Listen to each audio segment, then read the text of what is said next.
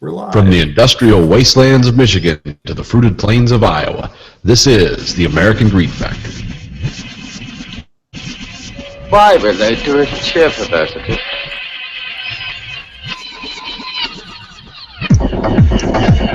You are the dead. Remain exactly where you are. Make no move until you are ordered. We burn them to ashes and then burn the ashes. That's our official motto. Now we can see you. Clasp your hands behind your heads. Stand out in the middle of the room. Stand back to back. Who can explain the fascination of fire? What draws us to it, whether we're young or old? Here comes a candle to light you to bed. Here comes a chopper to chop up your head.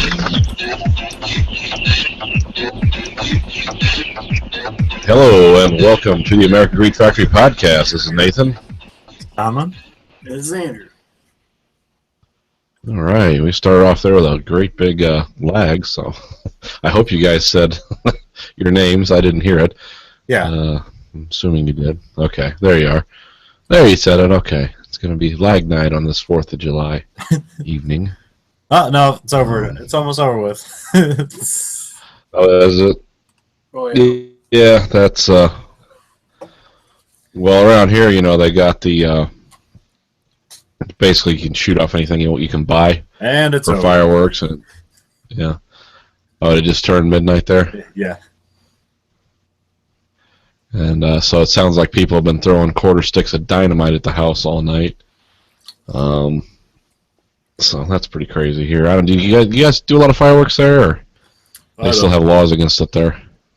Well, there's laws against anything that isn't a sparkler or, you know, something like harmless, like one of those worms you light it and it grows or whatever.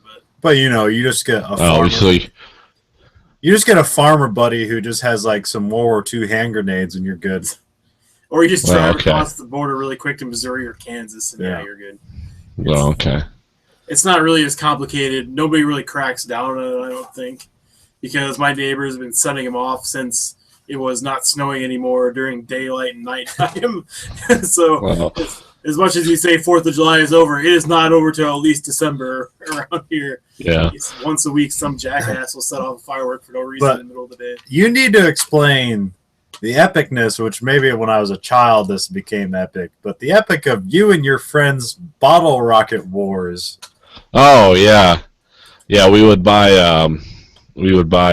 just go buy bottle rockets at the fireworks stand, but it got into elaborate, like, tubes, multi-tube launchers, and, yeah, we just stand there and shoot bottle rockets at each other.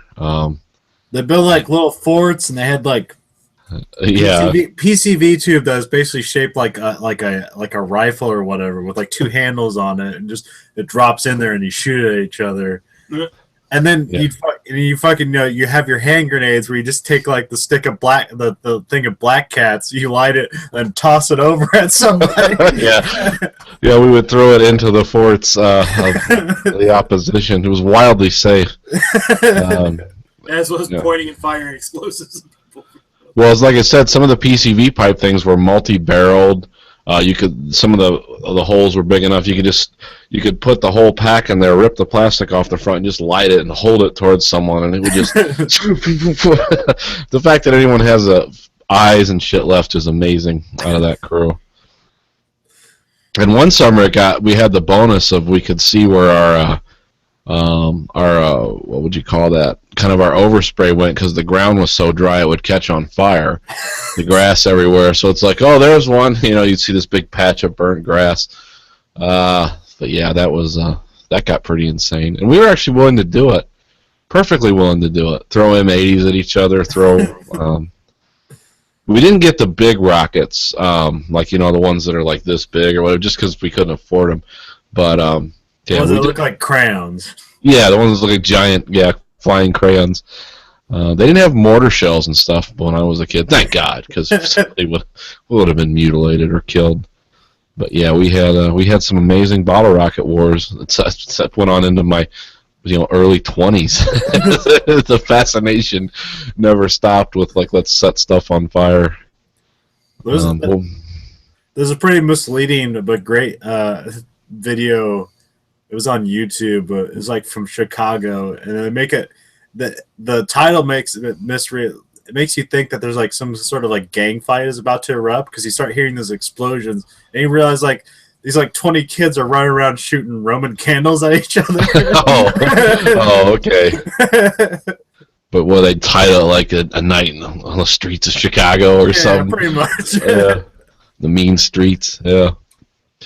Oh God. Yeah. Well, I mean, the Chicago's pretty rough this year, or was that last year where they had like? They're still killing each other at record rates. Okay. That never stops. That'll never end. They're gonna keep that ball rolling in Chicago. They just made a documentary about it called Chirac, talking about. So I think Spike Lee did it, talking about all the people that are killed there, and it's one of the weirdest. I don't understand well, I do, because what they did was they closed down all the housing projects and they just unleashed everyone into the city. And so all the people in the suburbs arm themselves, and then the criminals go in when the people in the suburbs are working and steal their guns. And it's a weird kind of self-defeating cycle. But Chicago's I wouldn't live there. God bless anyone who does. I couldn't see doing that. Makes me really want to go back there. Like I promised my wife we would at some point in the near future, because she loves going to Chicago. I don't even. Well, the thing with Chicago, I don't know how the fuck you can afford to live there. It's like houses are ungodly expensive if you're in any place that's not just a crime zone. It's like Detroit. It's like living in Metro Detroit. If you don't want to live in the high crime areas, you're going to pay a fortune for your house. Well, and then hope you're. Go ahead. Well, you said the suburbs, but now like the city has grown into the suburbs, like Detroit. Yeah. But the thing is that Detroit's like a hollow core. Like, they're not reaching out into your wallet like Chicago. It's like as the city absorbs you, they just want to suck all this money out of you because, they think it's reasonable to charge you $20 to drive down the freeway every day, or, whatever schemes they come up with there. It's like, good luck living there. hey, those roads are pretty fucking nice, though. yeah, they are. I got one story of Chicago roads. I was driving a minivan with like 6 people in it to a rap concert to DeKalb, Illinois, and the what do you call that? Well, it's something that would stabilize the steering in a minivan. Oh, the steering stabilizer, the cross member. Yeah, so that was not working. Oh, that's always... Well, that means that the wheel just goes whatever direction you hold it. I was white-knuckling the whole way, like, fuck. And then, like, I was just entirely pissed off, and when people would try to talk to me, I'd just be like, shut the fuck up. Because if you look over and talk at them, the van's going to start... That's who decided that was a good idea to drive with something like that going on? Well, we it was like kind of last moment, like, let's just take Corey's Escort, and there's like 5 people. It's like, this ain't gonna fucking work. I got a minivan. This is a 2-hour drive. We'll just knock this out. It'll be good. And then I had no idea that driving at high speeds that this minivan was pretty much out of fucking control. But like, so in Iowa, it sucked. God. Because the roads were like rough, and it's like any kind of alteration in steering was just horrifying. But you get on Illinois on that paved road, and it was just like I could rest finally. Yeah. Anyways. Well, I mean, that is good. I mean, it's nice to have paved roads. However, when you're collecting enough tax, when you're swindling your citizens out of enough taxes to build an aircraft carrier every year, it's like, I want to know where the rest of the money is going.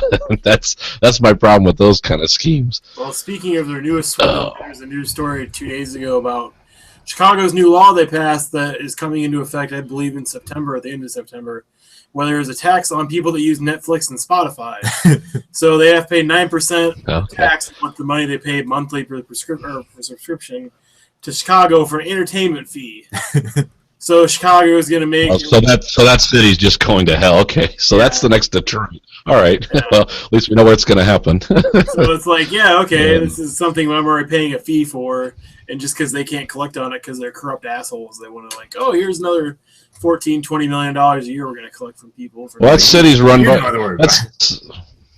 that city's run by that same that dirtbag that was Obama's guy, and he was considered such a nasty dude. They're like, yeah, go be the mayor of Chicago, please, because we fucking can't stand you. And his brother's just as bad. They had them both on a TV show once talking to each other, and I was like, oh, Jesus, how do these shit? I've never seen so many shitheads come out of one womb. My God. Isn't that some joke about Chicago? Is like, what jail did your mayor come from? Yeah. But didn't Dad say there was some statistic about Illinois in general, like if you're a bank robber, you statistically, or if you're a safecracker, you have less chance of going to prison than if you're the governor of Illinois. That's some weird thing like that. Like if you live the life of a hardened criminal, you have less chance of doing serious prison time than if you become the governor of Illinois. Oh, yeah. What a weird place that is. Never live in a place where there's more than 500,000 people, though. I'm thoroughly convinced that that's the way to go, because when you hear these things, it's like, oh, this is just madness. Yeah, no, but there's still horrible stuff that goes on around here, but not probably to the scale or the how many or the what do I want to say, the multiplicity or how many times it happens around your area. I guess there's still plenty of shootings and crime. The statistical average or something? Yeah, statistical average amount of times it happens, whatever. Well, a lot of things that happen around me is it's very, you know exactly what grid square and hectare it's going on in. It's like it's not randomly breaking out in my backyard. I mean, you have these occasional flyers like the people that got stabbed to death a couple weeks ago, but other than that, it's like, yeah, there's horrible crimes going on around here, but they're all going on in the same place. You know, it's not like random. It's when it starts spreading out into bizarre, unpredictable ways. That's when you got to get worried. Oh yeah, my sister was just talking about the bank that I think it was less than a mile away from her, been robbed like 4 times in like a month.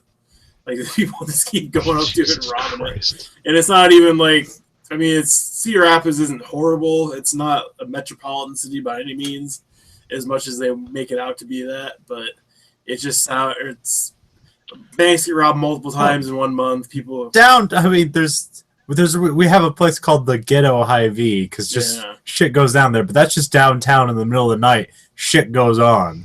Yeah. Yeah. And we live like 15, like, well, not 15 blocks. Not even, like it's like if you go far, if you just walk for a little while, like some shit will go on in Cedar Rapids. Yeah, I've been out. A flood will happen. Yeah. Someone will get shot. Someone will get hit by a car. I've been out looking for a dog in Yeah. the middle of the night in the ghetto district. It's not fun. I wanted an open carry so bad that night. That's one of those places where you guys live in Iowa is like that's what they call that part of the country they call West Methylvania, or they have different names because between the meth and the heroin, that's where all the crime comes from. Is the drugs, and then don't you have really rampant unemployment there too? I don't know. Is it above average or? I know it's below average. I think it's something like 3.9 or 4 point something %. Oh, okay. It's not bad. I mean, it's not like great, but it's not bad. Well, it's like, the thing with Cedar Rapids, it's like the hub where if you're going to transport shit, it has to go through Cedar Rapids pretty much. And we have so much industrial agriculture here that there's a lot of money flowing through Cedar Rapids. Yeah. Yeah, it doesn't seem like a horrible place. I mean, it's just one of those weird kind of industrial cities where it's just like farmland, and then here's a tall building here and a tall building there, and then here's a couple malls that are falling apart. Here's the new malls we built next to it. Like, yes, the new structure will make this much better. I feel a great sadness. We had a mall, and they tore it down and are building mini malls around the carcass of it. Yeah, they did something with the Ann Arbor malls always managed to live because Ann Arbor's kind of in a weird university bubble, like because they were always like, "What recession? What's everyone's? Yeah, we're raising our tuition 20%. Fuck you." Yeah. Stole all these kids' parents' money. Yeah, we're doing fine over here in Ann Arbor. I don't know what everyone's complaining about. Once you get off your lazy asses and come over here, and we'll fuck you out of $100,000 too to get a degree for a job you'll never have. But they were always kind of weird. But our mall now, they're building shit in the parking lot. It's really strange. We have a P.F. Chang's now in the middle of the parking lot. But they have open buildings inside, like empty places. Yeah. It's like, what are they doing exactly? And because I remember that literally bisected the parking around the mall for a year, so they could run, sewer pipes and water and all this shit through a parking lot to the P.F. Chang's that now sits in the middle of the parking lot. And they're putting another restaurant in now too, and it's like, this is the weirdest thing. It's like, what, you couldn't go up, so you're just going to go out, and there's plenty of store frontage in the place. But the only thing I can think of, because the way they destroyed the mall, is that there's two buildings still left up. So there's the JCPenney's and Yonkers. The anchor buildings. Yeah. So, it kind of makes sense for those stores to be around because they're using their square footage, I guess, reasonably. Mm-hmm. Whereas the other stuff was not being used, and you're housing, all this weird, all these stores that were not being used at all, because everybody just got the hell out. You have all this interior that needs to be air conditioned and security and all that stuff. Yeah. So you tear all that down. You build these mini malls where it's much. I guess the air cost alone would be less, and security costs would be less, and all that stuff would be less. So that's why I'm guessing why they're just destroying all these normal malls, and now they're making ped malls. Well, that's nice. Yeah, it's weird the shit they come up with. I don't know what they're doing, but well, the way it was explained to me as far as mall rent or mall leases was that if you have so many empty stores, you're not going to lower the rent to try and attract more people. You actually raise the rent to try and make up for the fact you don't have any stores. So you actually would pay less money to construct a whole new building and lease it out, or whatever on the outside, because you get more foot traffic that way than you would being inside a dead mall and possibly not getting as much business. Because if you think about who's going to go and sit down at a P.F. Chang's, you get more business being outside the mall because you're just like, hey, I just want to go eat. I don't want to go into a mall. So to me, it makes more sense to be outside. I just want to visit the small parking lot and eat food. Yeah, pretty much. Yeah. That's how Core Ridge Mall works in Coralville. A lot of people just go to the restaurants around it. They don't go to the mall. Well, I know the scumbag. I know the people that lease. I know some friends of mine that lease store frontage, not in a mall, but kind of in an open. It's in the complex they put around this Kroger, and the people that own it are, I don't know, they're foreigners, and they're fucking. They charge outrageous amounts of money for people to stay in those storefronts, and the exposure is not really that good. It's okay, but the amount of money they're charging, half their units have sat empty ever since they built it, and they built it 8 years ago. And so I was just we were hypothesizing one night. I was like, what are these people doing? We're convinced it's some kind of tax dodge. It's like they're doing a tax hustle or something, because we can't figure out for the life of us why they're charging so much. And some of the businesses that stay down there's a place where you can make your own beads, not beads, but you make a bracelet or some shit like that. Yeah, out of beads, yeah. Yeah, this place, they have a double front. The store is so big, they have a double front. And it's like, how is that staying open?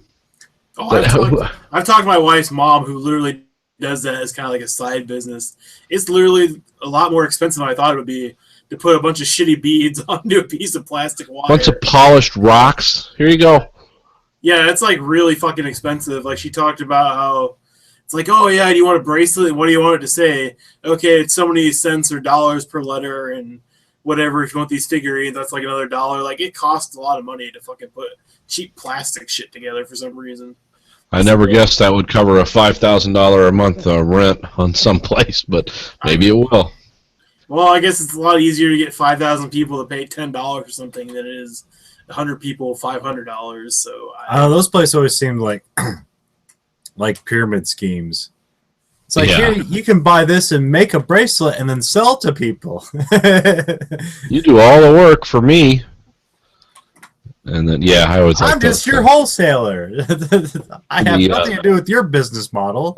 The what was it? Who the people that did that? They were selling detergent and whatnot. It became like a cult. oh yeah, Amway. Yeah. Yeah, it was the Amway thing. Yeah, which started here. The guy who inherited that tried to be our governor. Of course, he was a big time Republican. He's like, unions are the biggest problem in this state. It's like, okay, yeah, you got my vote. Fucking asshole. You got my vote. I don't want my job. Yeah. If only we all made minimum wage, it would just be perfect for you guys. wouldn't it? Just more money than you could just stack up inside a pyramid and be buried with. Oh my God. For some reason, this talk about malls brought up two things, or malls and businesses in the area brought up two crime stories that might not have happened in your area necessarily, but seem pretty unique and probably horrible in their own way that you wouldn't think would happen in Cedar Rapids, Iowa. One was that there's these Iraqis that own Pizza Daddy, I think, or whatever, that was in Cedar Rapids, and they were arms smuggling to rebel fighters in Syria and Iraq. So they were caught with a shipping container full of AKs and magazines and stuff like that. Where'd they attain these weapons? They bought them with their own money, and they were legally going to ship them across these to rebel fighters and stuff like that. And they had thousands of rounds of ammunition, magazines, rifles. Why didn't they just buy them from an arms merchant in the Middle East? Just send them money. I don't know. That's It's just something I would never think would happen in Iowa, but it did. Yeah, that's very strange. I would almost be willing to bet that was some kind of government operation that tripped off the wrong agency, and that sounds really suspicious. I always get suspicious of these people, like they say that we're arming the Mexican cartels with the gun stores in Texas. It's like, why would you go to a gun store in Texas and buy a civilian semi-automatic rifle when you could go to Honduras and buy like anti-aircraft shit for $200 and they'll give you the truck for free and a fucking 12-year-old? Why would you come to Texas and buy semi-automatic weapons? That's so bizarre, but I guess that's what people do. Well, no, it's not what people do. This is I guarantee you this was some CIA arms for hostages or something, and somebody got mad and like, I'm calling the ATF, fuck them guys, fuck Bob at the office and his goddamn CIA operation. Almost guarantee you that's what happened, but could just be being paranoid. And what was the second thing? Oh, the second thing was a murder that happened, I think it was like a month and a half, 2 months ago now. It was in Coleridge, and it was a place my brother frequents a lot because he goes there every weekend with his girlfriend and her kids to the Children's Museum there. And there was murder at the Children's Museum? Yeah, there was a woman that worked there, and a security guard kept asking her out, and she kept saying no. So he proceeded to bring in a gun and shoot her in the back to death, and then that'll win her heart. That'll do it. What the fuck is wrong with people? So that happened at a Children's Museum, and then the other one was that the FBI just got done with an investigation where they supposedly arrested a bunch of people because throughout the last couple of years, we've had a lot of shootings, but not anything that like hit anybody, but just people like firing off their guns and running away or something like that at buildings and just in the air and shit. It's always intelligent. So I guess the Some FBI 's serial been murder here for- working up the courage to actually shoot somebody. Yes. But Spree killer practice. the FBI has been here for 2 years doing this investigation and apparently arrested like about 20 people in connection with all these shootings.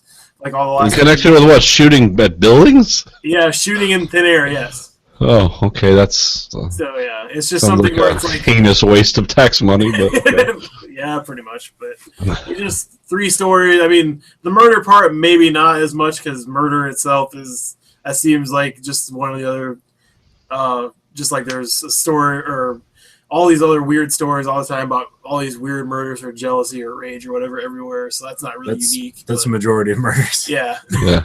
But I thought at least the There's people that they only did. Yeah. See, the thing about America with that is there's about 5% of the people that are willing to act, and about 95% of the people that are just kind of nursing that grudge. I mean, not everyone, but yeah, there's. I always like it when the guys are like, "She won't go out with me. She doesn't like me." You move on. No, I'm gonna fucking kill her. I'm gonna kill myself. I'm gonna kill a bunch of other people for no fucking reason. It's like, Jesus, just do us all a favor and kill yourself. Just stop right there. But the crazy people don't ever want to do that.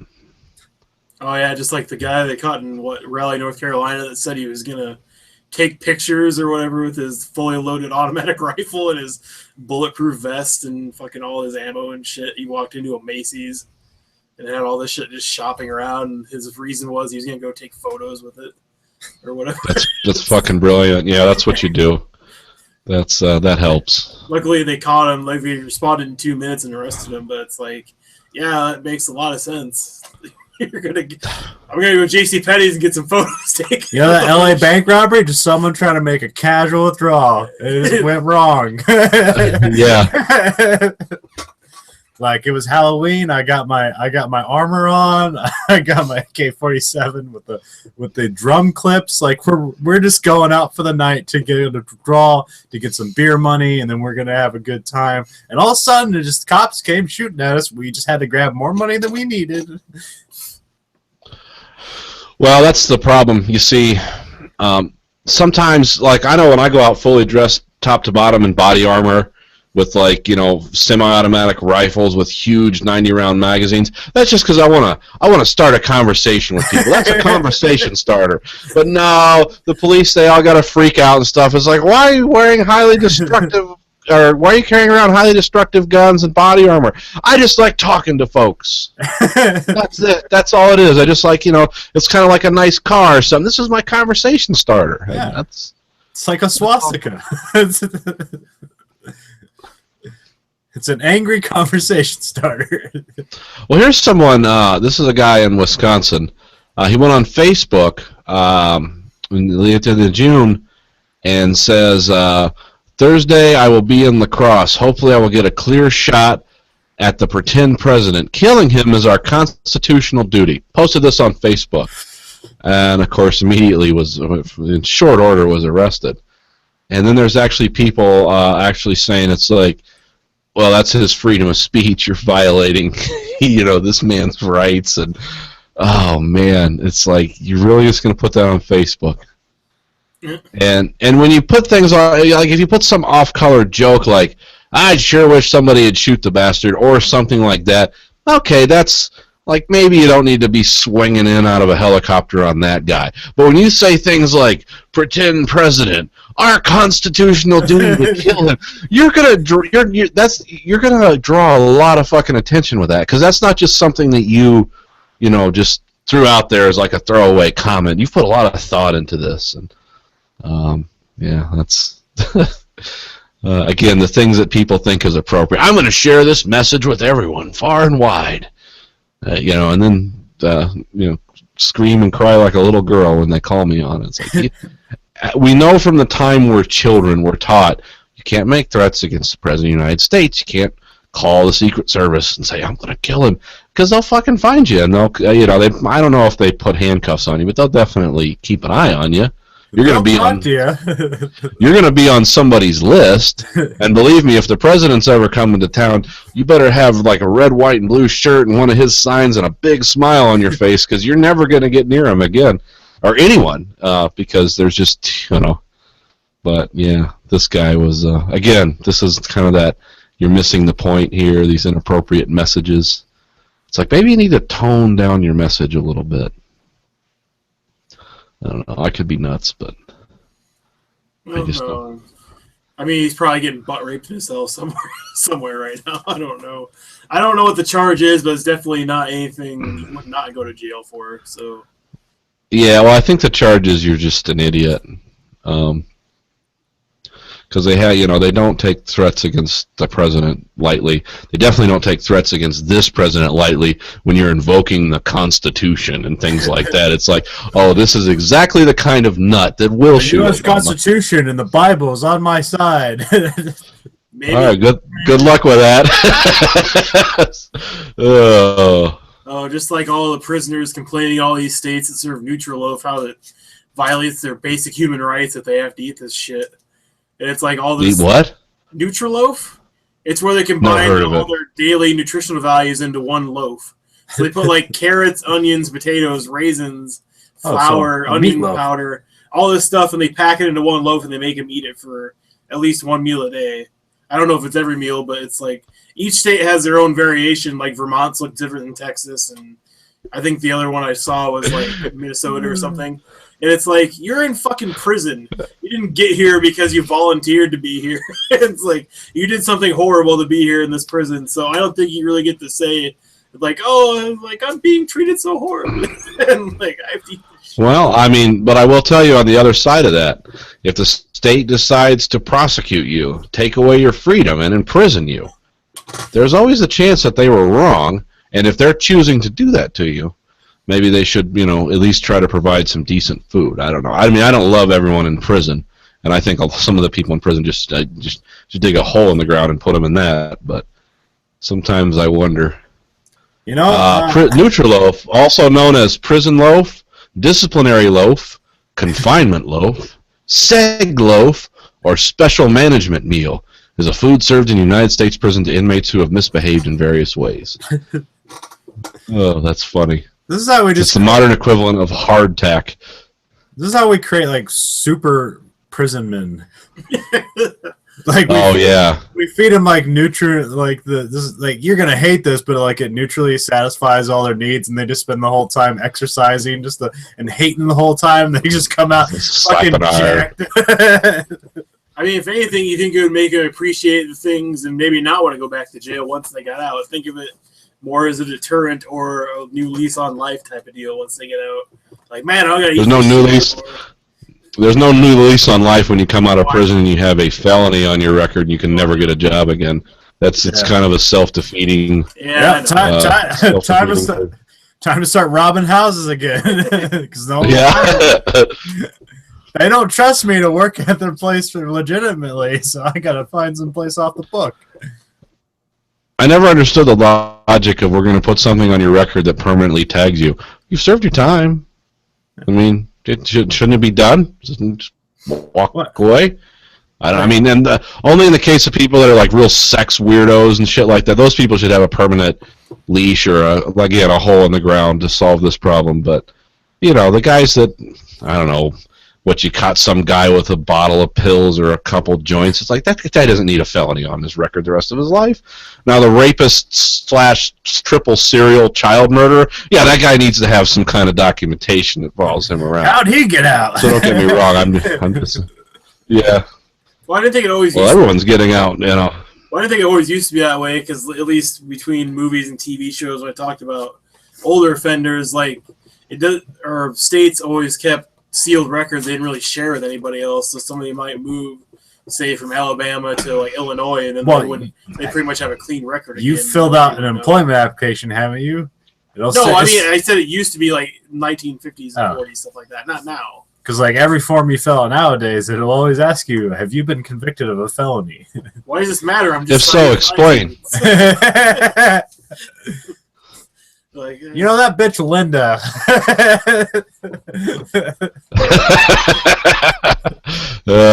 It's all her fault. This felony, that's really her fault. Anyways, her deal, totally. The state found against me, and I had to spend some time in a small confinement cell. I know, but I mean, your whole. Can I please have this ditch digging job? But I'm rehabilitated now. I am good to go. I mean, yeah, you think it'd be good not to have a tag on somebody that it did something stupid for? Wait, you're just creating this what do you call that? Endless loop. There's a better word for that. Recidivism is the word. Yeah, because it's like you get out of jail, you try your best, you have to speak to your misdeeds. Parole officer. parole officer, and you gotta like make like, yeah, I've applied to all these jobs, and the only way I'm gonna get it is if I intentionally like Lie about my felony. or like have somebody take advantage of me in some way, because there's those people too, like where they just like lord them, like, you know, I can fire you anytime and I can make up any. Yeah, you're working 10 hours off the books this week because you're a felon. Then you become a driver in heat. Yeah. Yeah, it's shit really happens though. But like, there's no place where it's like, yeah, we hire inmates to like welcome them back to society. Like nobody's that, nobody's that naive. I remember when this is when I worked at Apache as a temp a couple years before they had that program where they literally hired people out of prison, but then they finally figured out that they kept stealing them blind and fucking doing all this bad shit while they're there. And they're like, oh no, we probably shouldn't hire these people anymore. And it's like, oh, okay, that makes sense. You know, yeah. I don't know why people would really need agricultural hoses that badly, but apparently they do. They'll beg, borrow, and steal for that shit. Like, well, you can make with hoses weird bondage equipment, stills, funnels, yeah. Some sort of napalm thrower. Yeah. Yeah, primitive flame throwing type tool. Yeah, there's lots of you can do that thing they do in Russia. Well, that's more with braided fire hoses, where they like run off the side of the building, and the hose they kind of swing in a pendulous arc, and they're using the fire hoses in the building to do that. Just hoping that the tensile strength's up to it. Sell off the market parts to third world countries. Exactly. There's all kinds of things you can do if you put your mind to it. America is the land of opportunity. And these criminals have had enough time to put their mind to it. Like I said, these guys that can't read and write, they're fucking geniuses. Well, I mean, I know people that weren't even criminal. Well, they were criminals, but they never got caught. These guys, you'd swear to God they couldn't. Remember the age of satellite? Yeah. Oh, you'd swear to if some of these guys didn't have a job for years and didn't think they'd have any skills in their repertoire at all, and all of a sudden it's time to like hack in and get free satellite, and these guys become like super hackers. Like they're going to Canada to get parts you can't buy in America, and they're gonna have free satellite TV for everyone. And it's like, wait a minute, I didn't think you could fill out a job application. Now you're sitting here, you're writing code. What the hell changed? Yeah, it changed money. They're suddenly motivated by money.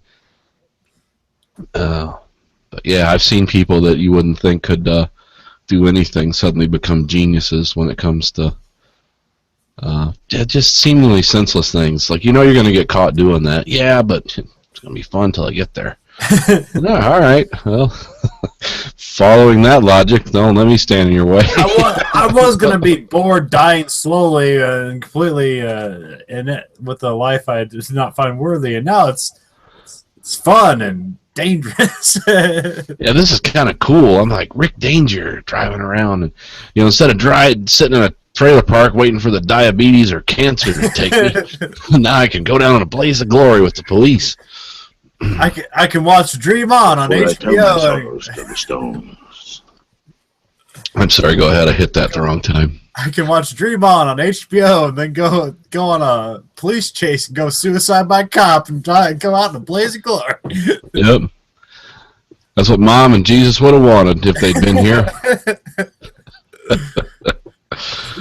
Speaking of that, you guys remember the news story probably like a month ago now about the guy in Texas that went to Georgia to buy an armored van and then came back and shot at the Dallas police station, then led him on a high-speed chase and got shot by a sniper and killed at the end of the high-speed chase.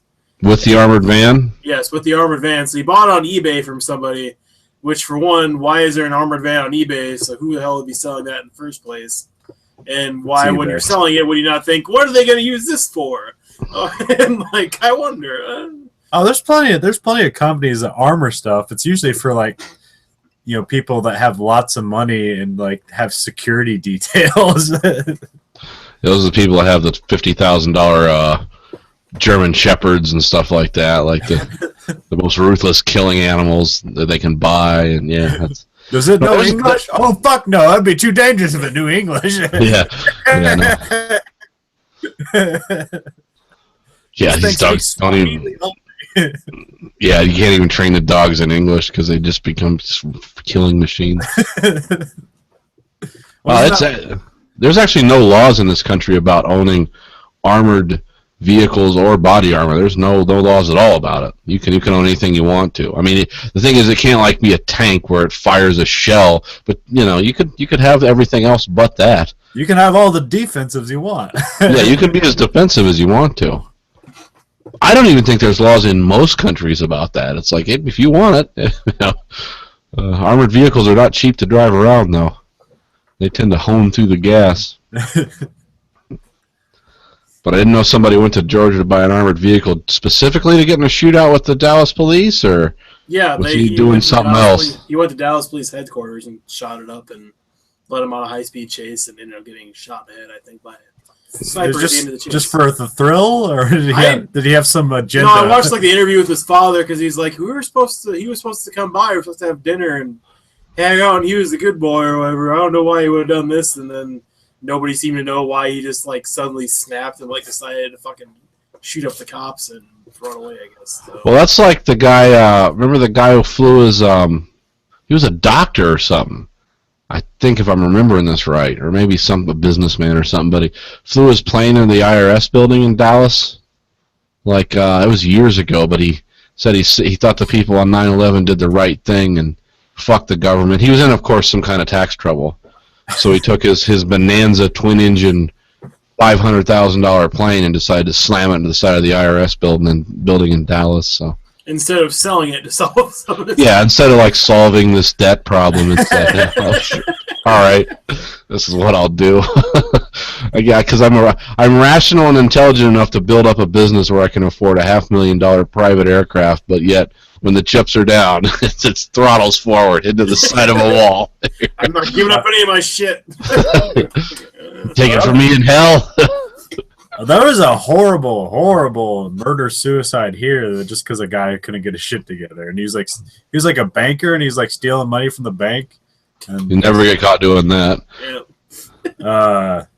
yeah, and so that shit was going down, so he decided to end it all for his entire family. Oh no, not the family. Oh God, who did he kill? Oh, his wife and his 2 kids. Oh Jesus, how do you fucking kill your kids? Oh wait, no, I don't think he got to. Oh fuck! I'm trying to remember how it goes. Okay, so it's horrible. I think he beats his wife to death with a baseball bat. Oh yeah, the quick way out. Gets to his kids, decides he can't do that to his kids. Oh, that's good. Takes them into the garage, starts running the van, but the carbon dioxide's not killing them fast enough. No, that takes a long time nowadays.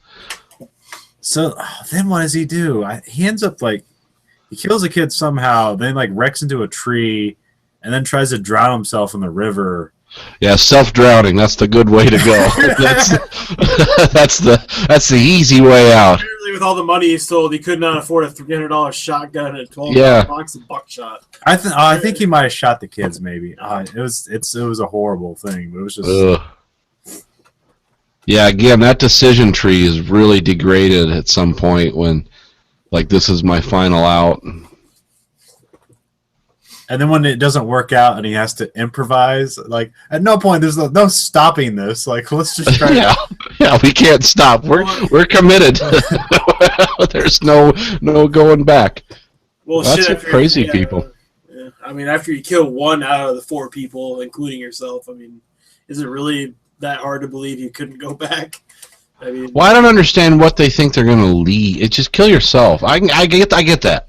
I can get that. That's not what I would do, but I wouldn't embezzle money from my job either, because I know I'd get caught. Not because I have some great moral character. It's like you always get caught. There's $100,000 going in, $90,000 coming out. Where's the $10,000? Eventually, they're going to find out. There's not some weird transitive property of money in physics where 10% of it just vaporizes. They will always find it. So, first rule of thumb: don't embezzle. Second rule: if you get caught, don't beat your wife to death with a baseball bat and try to make your kids suck on the tailpipe. Just kill yourself. Everyone will understand why. Because you'll be under indictment for embezzlement, but you don't need to wipe out your family, especially innocent children. Or your wife, who, I mean, I don't know, maybe she was a real harpy and like, I want expensive things, and so, I don't know. Here's Still, an expensive baseball bat. I don't think you should beat her to death with a bat. Still, even if she was just really shrill, I don't think you should beat her to death with a bat. I don't know. It probably just goes to them thinking they can't live without their family, or they don't want to be thought ill of after they die. Like That's a real arrogance, because trust me, death is a constant and never-ending component of life. People will live without you, whether they want to or not. They're going to have to do it. My family will not live with this shame. I will make sure of it. Yeah, I'm doing this for them. Oh, God, people are fucking crazy. And I think the kids were adopted too, so that's even better. Jesus. Yay, somebody who loves me. It's like, no. God, why so cruel? They got 5 years of good stuff, and then they got fucked. Ugh. Yeah. Thanks for the Legos, Dad. It's okay. This would have happened in China anyways. Yeah, this was gonna. Fate has besieged this. What the hell did this happen? Because I'm surprised I never even heard of Oh, this was like 2008 or something like that. okay. Around the because this was like one of those like. You ever seen that movie Final Destination? There you go. But this is like when the economy crisis was going on. This was like one of those like, well, of course this is a part of the this is a result of the economy going down. It's like because of the economy, this guy is now. Yeah, that's what's going on. Okay, that makes sense. The economy made him embezzle, and it made him. If only his house wasn't underwater, he wouldn't have stolen and then killed his family. I think that's why he was embezzling. I think like his house was like he was like fucking under that, and they're buying a bunch of shit, so he made up for it by embezzling. Some people get a second job or sell shit or move houses, something. Some people start a meth lab. It's whatever you can do. Yeah, I know. Everything, nothing's off the table except the murder-suicide. That should be off the table. I remember that was some quote from that was pretty funny that somebody put this together. That it's like, remember the best show of all time, Breaking Bad, is based on the idea of the American healthcare system not working for you. Yeah. Yeah, everyone misses that. They're like, this is like, the storytelling, it's so well crafted. It's like, this really happened probably 10,000 times. It's happening right now. What can you do? Oh, yeah, just like Where I tell my sorrows to the stones. There was some figure about how much money it costs to get shot. And not like anything even like life-threatening, like just get like shot, in a horrible place in the leg or stomach or something that will eventually lead to death, but not like critical. And it was like, it costs upwards of $3.2 million, and this happens 32 times a day in the United States for a gunshot wound. Yeah, between police response, because that's like a couple $1,000s, and then the ambulance coming, which is money, and then the insurance payouts, and then rehab, loss of job, not getting a job ever again, possibly. Because of maybe recovery or limitations afterwards, physical therapy, drugs, drug addiction, or therapy afterwards. Because what about meteor strikes? Where do those play into this? I don't know, but it was really, really sad thinking about that because it's like, wow, 32 people get shot a day, and it can cost them $3.2 million a person. Because they're like, it's not like in the movies where you just be tough and like, I'll deal with it later. I'll pull it out of the pair of pliers and fucking hit myself with an iron and I'll be good. They're like, no, it's more than that. You pretty much have to go to a hospital, and at least that in itself is like $10,000 for the surgery and everything else. And how much, like, I think this covers just this one guy, like, and he got shot in the upper torso. And it wasn't life-threatening, but he still had to have surgery. And it was like $32,000, but he still had to pay $7,000 out of pocket. And then he lost his job. And then all this other stuff, so it's like, it's not as... It's like one of the lyrics from my favorite rap song in the 80s. Or the 90s. We could solve this problem right now. It's shoot them in the back, shoot them in the head, shoot them till they're dead. Dead people don't need medical care. That's the lesson we learned from this, kids. Aim for the head, vital organs. Don't just shoot them in the stomach. Christ, they'll be on the public tit forever. That's what I take from that. We're trying to win the hearts and minds, okay? To the hearts and minds.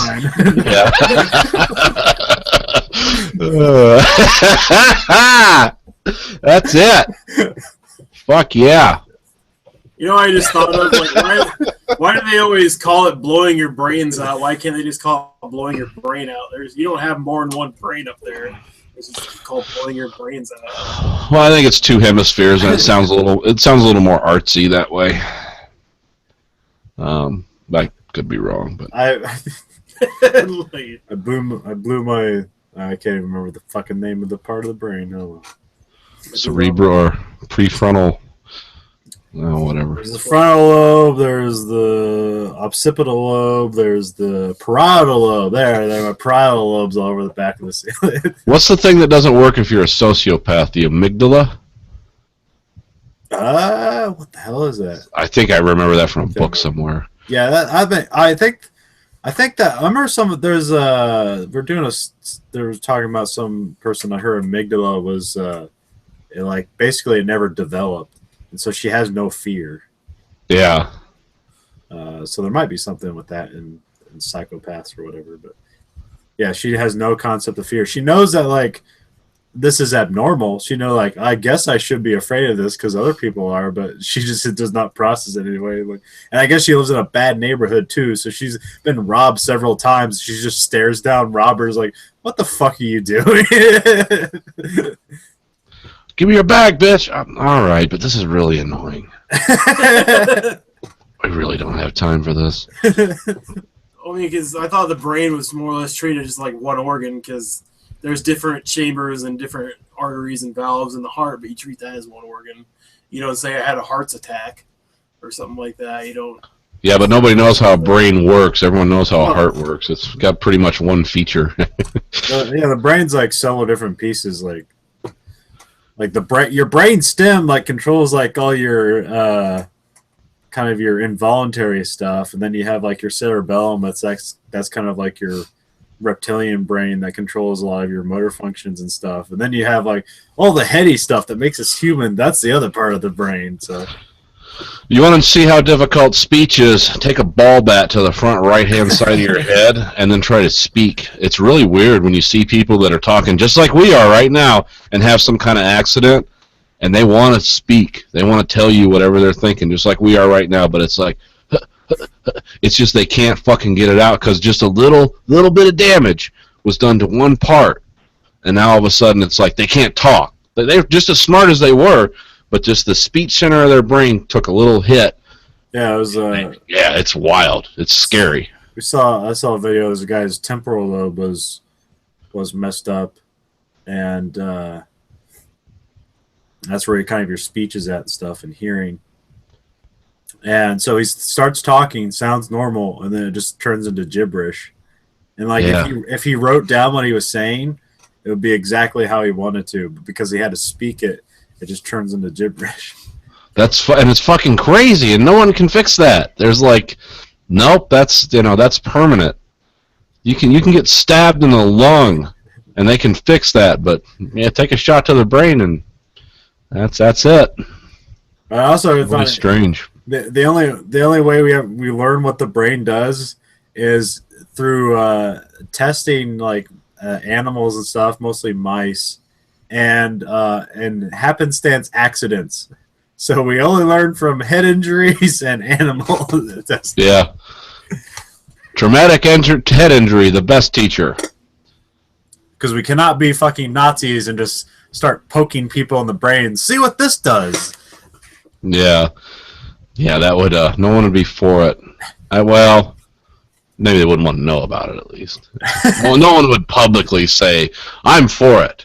However, yeah. We grew this test tube brain, then we just started poking it. That's what they told us. They said it was a sausage factory. We had a question. We didn't know. We really didn't. I really enjoy these new drugs. Don't take that away from me. Yeah. I'm sorry that some had to die. What is it? Some must walk so others may fly. It's life's lottery is cruel. Some must go under the sledgehammer so others can talk with a normal. Yeah. Yeah. Some. Well, they got a movie coming out like that, don't they? Where the guy's dying and they can put his brain or put his Selfless. into another young body. Yeah, it's Ben Kingsley and Ryan Mr. Reynolds. Canadian Green Lantern. Oh, It was like Mr. I was just thrown off by the Mr. Canadian part, I guess. It is Canadian. Yeah. Ryan I don't know. Reynolds. I didn't know he was Canadian. I believe so. Probably, as most of the actors are. They're either that or the stealth Brits, like the people you didn't know were British because they always play American characters. And you hear them interviewed, and it's like, what happened? What's going on? It's like the guy, the most jarring one is the guy from The Walking Dead, the sheriff. Yeah. Oh, yeah. It's like that dude, he so owns that role as, what's his name, Andrew Lincoln? He's also Ian Anderson's son-in-law. But, yeah, he so owns that role. I didn't watch any of the extras for years. I just watched the show, and then once they had him on that post show with that skinny, energetic fellow that seems the guy who does the Nerdist. What's his name? Chris Hardwick. Yeah, and they had Andrew Lincoln. It's like, oh, I want to hear what he says, and he starts talking this really thick British accent. I was like, I didn't even fucking know that guy was British.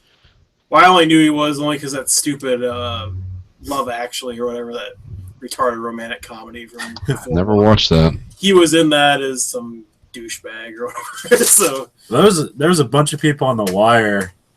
It was like Idris Elba and Dominic West, like both plays like these kind of iconic American characters, and especially Dominic West. He just has like this super accent, and then Idris Elba he's got a British accent.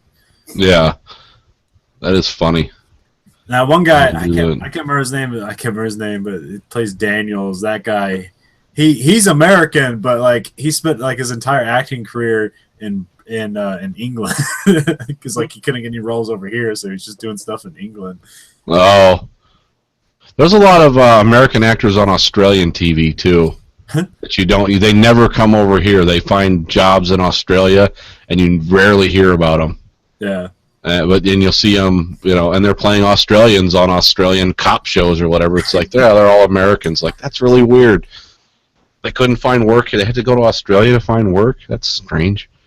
I thought this was like the capital of the world for that, but who knows? Anyway, we're about the halfway point here. All right. So I'm going to stop recording and start recording.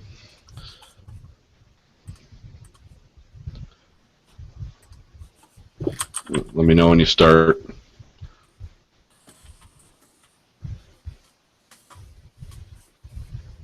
I'm recording.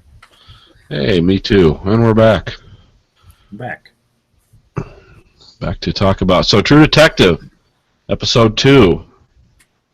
Thoughts? Yeah, that ended. Yeah, that ended. Oh, he's not dead. You sure? I don't think he's dead now. Because in the next week episode, it was talking about who's going to solve this murder, and it was like one of our guys goes down, we're going to solve it. That could be. I don't know. I was pretty sure that like he's not out of the series, as they've already established flashbacks as a thing. Yeah. I'm pretty sure he's dead. Well, I don't know. I was on the same page as you, Nathan. I didn't really think he was dead, but I don't know. Well, What's the your- first time he got shot, I'm like, oh, that's just like a warning. Like, don't do this. The second time, I'm like, he's dead. He could be, but you got to remember they can use that real low-grade bird shot too. Or even what's that, like salt round or Yeah. like saltpeter or whatever. Oh, they got all kinds of. They got that that lead powder shot. There's all kinds of things they could use. Well, that's what I thought the first time he got shot, but the second time he got shot wouldn't make sense then.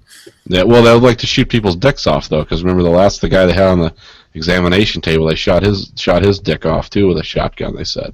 They did? Oh. Yeah. So I mean, like I said, I could totally be guessing. I don't know. Oh. I still like the show. Yeah. I think they're going to build a lot more twists and turns into this one, though. Well, somebody was talking about, like, I guess there was a lot of literary references in the first season, and I guess people are starting to put together the ones here. Yeah. Because I guess the Rachel McAdams' character, her name is Antigone, and I guess that's with Greek literature or something. Yeah, Antigone was a character in Greek literature. I'm not sure. I forget what the significance. There's some I heard I think she was- Oedipus Rex was something I heard. Yeah. Well, Oedipus is the guy who fell in love with his mother. Yeah. Which I thought we had that weird shit with the one guy and his mother. But like, well, there's the incest angle. We found our incest angle. There will not be a season of True Detective without incest. Yep. He's gonna make flowers on her sometimes. Let me see. Yeah, someone's going to be making flowers one way or another. I was trying to figure out who Antigone is. That's something about the underworld and all that. Okay. But anyway. And I think I've discovered what her sexual proclivity is. Okay. Because she makes that statement where she's talking about, like, wait. She's like, how would you feel if, like, half the people you dealt with, you knew you could kill you with your bare hands or whatever? Oh, I think she likes to be choked? Yeah. Oh, okay. Well, that could be. I never thought of that. I'm still going with Peggy. That's what I'm still going with. Well, like her boyfriend's timid, so I figured that's what he'd be freaked out. It's like, I don't want to kill you. I just figure most guys just don't want to take it up the butt from somebody else. So that's what I figure his problem is. Well, like I think he says like you like that, and she's like sometimes that's not a thing. We're like, you like to do that to me? And she's like sometimes. No, it's she's doing the receiving. Oh, that would be weird. I don't know. We'll have to see. Like I said, I'll have to withhold judgment until I see this week's episode. Yeah, but yeah, it was kind of it started off really weird. I was like, is this going anywhere? Because it was like literally, it was almost like 5 minutes of him staring at a ceiling tile that was kind of stained in a weird way, and then it goes having that weird conversation. It's only rained twice this year. There's no reason that should happen. I was locked in this dark room. It's 3 days. These are the things you don't tell me. Huh, I wonder why. So you think I was fucking crazy? Now that we're married or whatever. Or whatever they are. Yeah, I don't know what they are. Yeah, I've never been sure about their relationship. I know they're trying to have kids. Yeah. It almost seems like some kind of weird political arrangement rather than like, we met out of love. Yeah. Well, nothing with that guy is what it seems, and I don't know. And now, who's he supposed to be involved with? Is he in with the Russians, or is this just like general organized crime, or because some of the people he talks to seem pretty ethnic, but he doesn't seem to have any kind of ethnicity at all. The guys who were beating that one dude up, and he comes up and has that weird, like, threatening conversation. Yeah, that was a good conversation. Like those guys were definitely like some sort of like Russian or Czechoslovakian, some sort of Eastern European thing going on there. But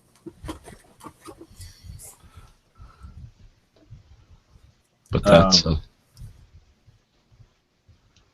then we were talking about like whether that's just obvious that one guy's gay, because he's like he has that weird aversion where like some guy's hitting on me, he's like almost punch the fucker, and like of course people that like are extremely homophobic or whatever, or just gay themselves, like say shit like that to like. Oh yeah, they're all afraid. Yeah, or just put away the hope to put in other people's minds. Yeah, I'm not gay. I'm so macho. Flowers wilt when I walk by. Yeah. And then there's that part like at the end where he's just staring at that male hooker on the corner. But the thing I thought, like, maybe they're not gonna be the thing I thought up. I went too far with was maybe they're not being that obvious. Like maybe the weird thing is like why he's staring at that guy is because he was like turning tricks when he was a kid just to survive. Yeah. Because like that, him and his mother have a weird relationship where she doesn't really like seem to take care of herself or work for anything. And it's like the scene with his mother in the weird little trailer park. Yeah, that was some vintage True Detective. Like, what the hell is this? And this is a weird conversation. And who buys their mother fried chicken?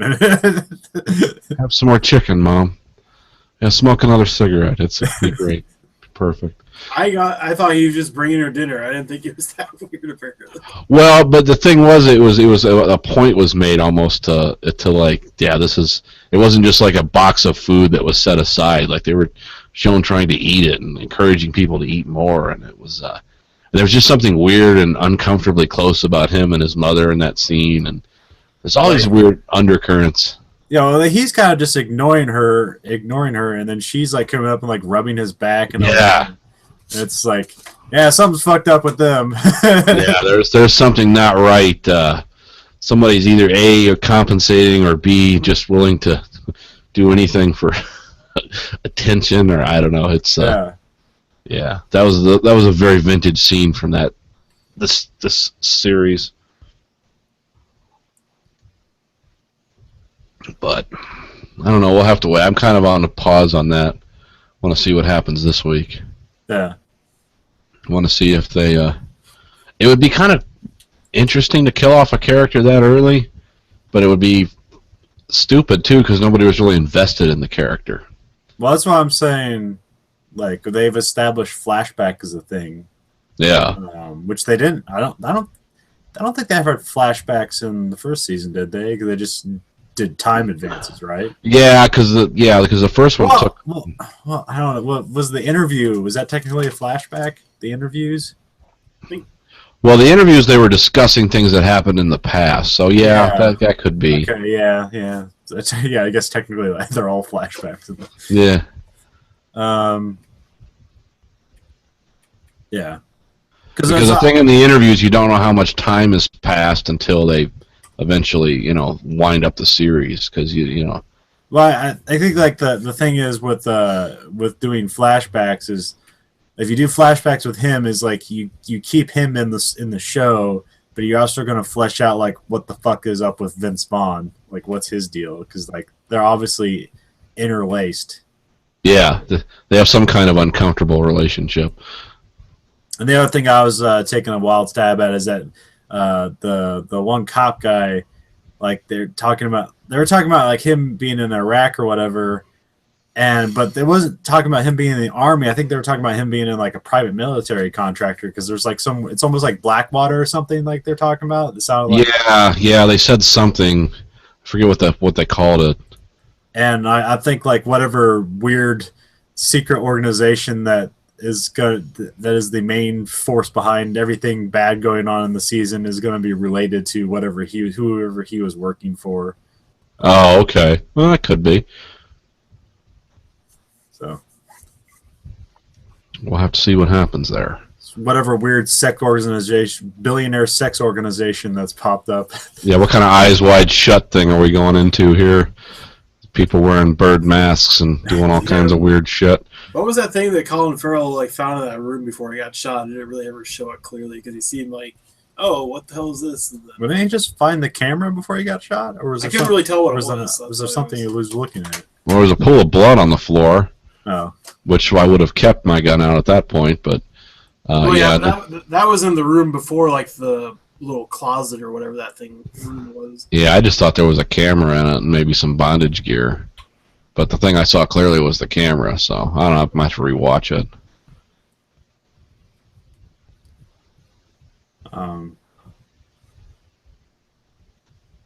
Then did you guys see episode 2 of Mr. Robot? Oh, no, I didn't get a chance to see that yet. I didn't know they posted it, so. Yeah, it comes out. It comes out every Wednesday. Okay, so it was on USA's website. Yeah. Oh, excuse me. They oddly have two. They have 2 links. You can watch just the show, and then there's the show with the Spanish subtitles. Okay. Oh, okay. Which I accidentally clicked on that one, and I was like, "This is getting annoying." And I turned subtitles off, and they were still there. I was like, "What the fuck?" And I was like, "Oh, there's the second link you have to click." I clicked on the wrong one. Learn to read Spanish while you watch Mr. Robot. So that was kind of interesting. They kind of like take everything away. Like they take away a lot of the momentum from the first episode, and they kind of reset everything. But then right at the end, they have a little jolt. I was like, "Well, that was fucked up." Oh, you think you know where it's going? It just turns direction on you. Oh yeah. Okay, we'll have to check that out. Yeah, so I didn't even think about looking at it because I couldn't remember what day it was supposed to come out in June or if it was July, so I wasn't really looking for the second episode. Yeah, the show is now officially started. I mean, it's like a summer show, so I think there's only like 13 episodes or whatever. But yeah, it comes out every Wednesday. So you can watch. I'm not sure if it's like as soon as it airs, it's online, or if you gotta wait till Thursday to watch it. But yeah, Well, I think it's on my on-demand queue too, so I can watch it there. I haven't caught up with any *Halt and Catch Fire* because that weird infinite commercial loop I got caught in. Yeah, I haven't. I don't know if I've watched any since we last talked. It's not as compelling as the first one was. Yeah, because the first one was just like really cool, like oh wow, and then now they're like I said, they've changed gears. So instead of making a personal computer, they're trying to invent the internet. Yeah. I want to ask you: do you guys hear "Crazy Train" in the opening song? For *Halt and Catch Fire*? Yeah. Every time I listen to that, I hear "Crazy Train." I hear "Dunna, really? Dunna, dunna, dunna." Oh. Just no one going, I. Yeah. I didn't think about it that way. Now I'm going to pay attention. Now I'm not going to be able to get that thought out of my head. Play it on the show. We can do that. we're advertising. I mean, I have the theme song playing in my head right now, but it's like, I don't know, maybe. Hold on, let me. I apologize to our German audience. I will no longer be able to listen to this.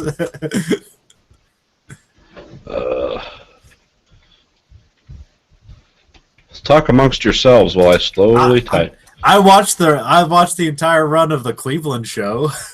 Oh God, that was horrible. No, it was fine. I mean, I can see why people didn't like it, but why didn't people like it? It didn't like with American Dad. What they made a hard rule that they weren't going to do cutaway humor, so they've separated themselves pretty easily from Family Guy. But Cleveland show, it was basically they did the exact same humor as Family Guy. So, but they did a lot of weird shit that I really appreciated. I really liked David Lynch as a bartender, and it really was David Lynch doing the voice of the bartender. And one of their friends was just a fucking bear, like a real life bear, and that was just stupid. Okay, hold on a second. Hold on, I'll restart it. Okay. Now we're listening for Crazy Train in this. I was always keep thinking 9 Inch Nails with that.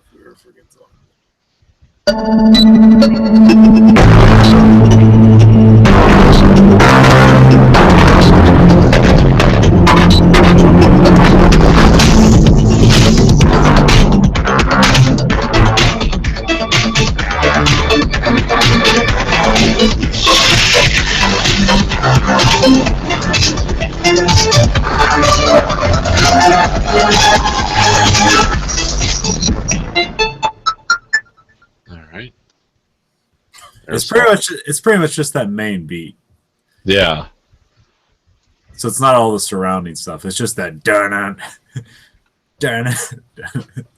Now we need to go to Crazy Train. Yep, that's what I'm doing.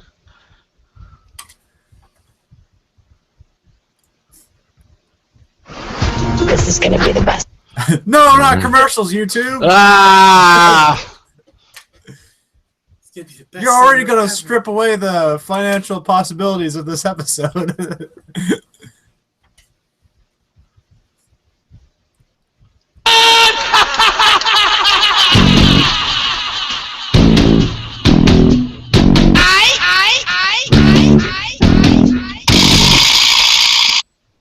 That's pretty weird.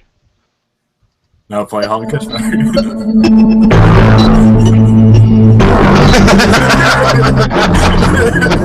I wonder if that's where that came from. I doubt it. I doubt it. There's so many musical similarities.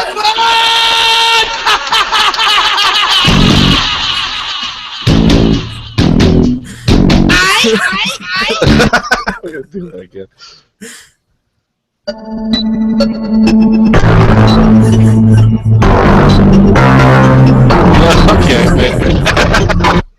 That's weird. I mean, that's such a simple beat that it's it's hard. I'm pretty sure that probably occurs somewhat microcosmically in every song. Well, there's some people make a bunch of money for suing people over similarities. Like was the whole Led Zeppelin. Yeah, there's like 3 or 4 songs that everybody keeps suing them about now because it's exactly like their song from. Well, there's like a YouTube video watching. It's like almost all their songs are just stolen from black musicians from the South, and then Poor black guys from the South. And you play them side by side, and it's like, oh yeah, there's no question. There's no ambiguity here. Well, it has a similar beat. It's the same damn.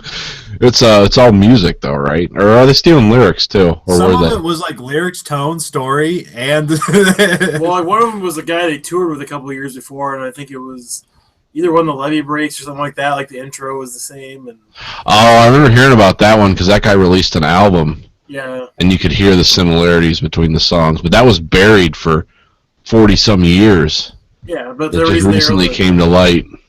Yeah, because it's still on radio play, so they can sue him still about it. So. Yeah. All right. Well, let's see. I finished reading the second book in the Southern Reach trilogy. This one is called Authority. Everyone, grab your socks because here we go. This book's a little different because this does not take place in Area X. This takes place at the Southern Reach, which is the organization designed to do research and try to understand the phenomenon of Area X. And we're introduced with a main character. The what? Stalkers. Yeah. There's the people that go into the zone of exclusion. This book takes place immediately after the fiasco of the 12th expedition. Some things are revealed in it, and other mysteries replace those. So it's very lost in that way. It's like we find out what one thing is, but then something else replaces it. That's even weirder. The only things that travel between novels is that just events that happen. Are there any characters that follow through, or just events? There are characters that follow through, sort of. You think they are. But they make it clear that they're not.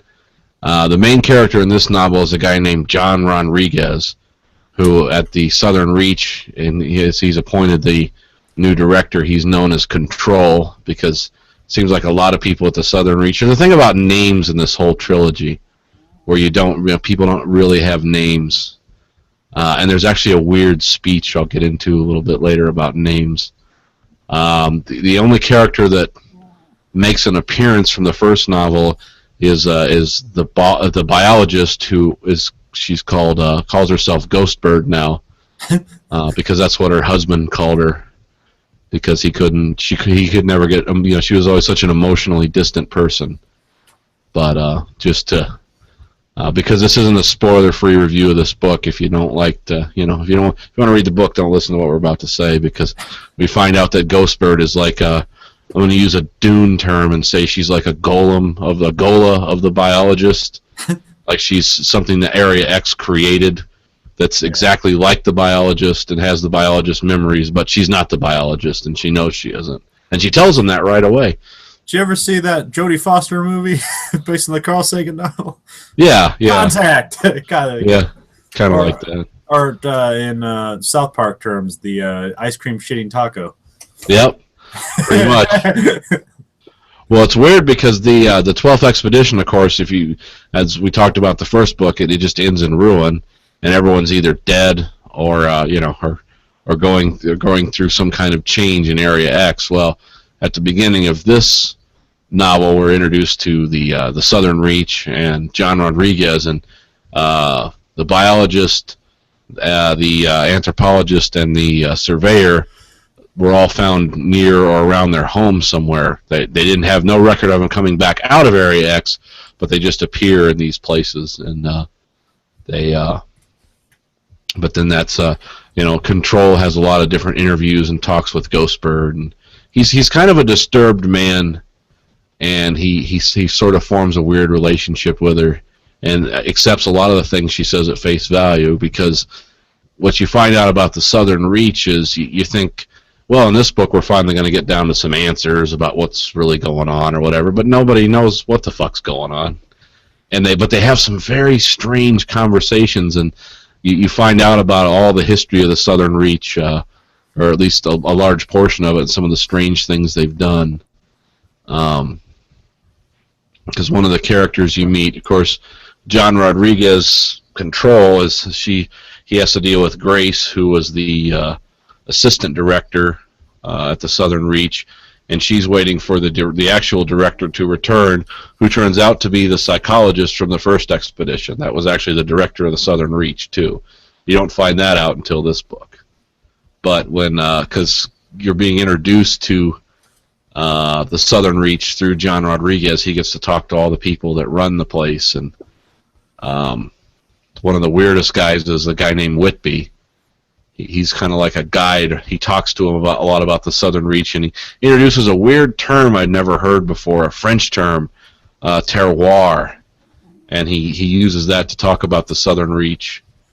Or not the Southern Reach. When he's talking about the Area X, because what terroir is like what the wine's made of, where it grew, what the process of the tending the grapes and all that, all that complicated wine terminology. But he tries to apply that to Area X, saying it's not just one thing, it's many things, and we have to understand it, completely to appreciate it, and that's kind of interesting. I never heard that term before, but when you see it written, it looks like terror in English, because it's Terroir. Because that's the first thing Control thought. He's like, "What's this terror you're talking about?" And he's like, "No, it's not terror. It's terroir." So it's kind of you're about as confused as the main character is, and then you have the guy who's the head of the science division. His name's Cheney, and a lot of these characters just kind of drop in, do some weird stuff, or to have a conversation and leave, never to come back to the story in a serious way.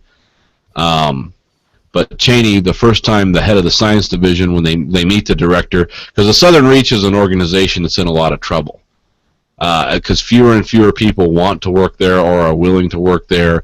People come in and they transfer out almost as fast as they come in, because you're just working near this weird amorphous thing where if they had some line in the novel about how careers and hopes kind of all disappear into Area X, because every expedition's a failure.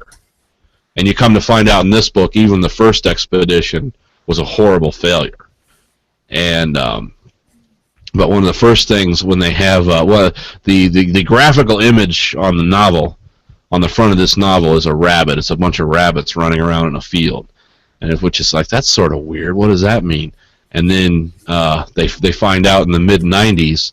You remember that they had the protective field that ran around Area X that nothing can pass through. I think we talked about that in the last show. Well, if you try to run through this field, you just disappear. Nobody knows what the hell happens, because there's only one way in and one way out, and it's through a little door that was made. But what they did was they took about 2,000 hutch rabbits in the 90s, and they took riot shields and they put men in biohazard suits, and they started pushing all the rabbits into this field to see if they could overload it by introducing life into it, or life forms into it. And they also put cameras on some of the rabbits, and they show the guy different versions of this video. And what happens is the rabbits eventually start attacking the people that are shoving them into the protective field, and then the rabbits all ran away. And then some of the scientists pointed out, it's like, that's an invasive species to this area, and that's going to cause a lot of havoc. And so then they and they're all albino rabbits.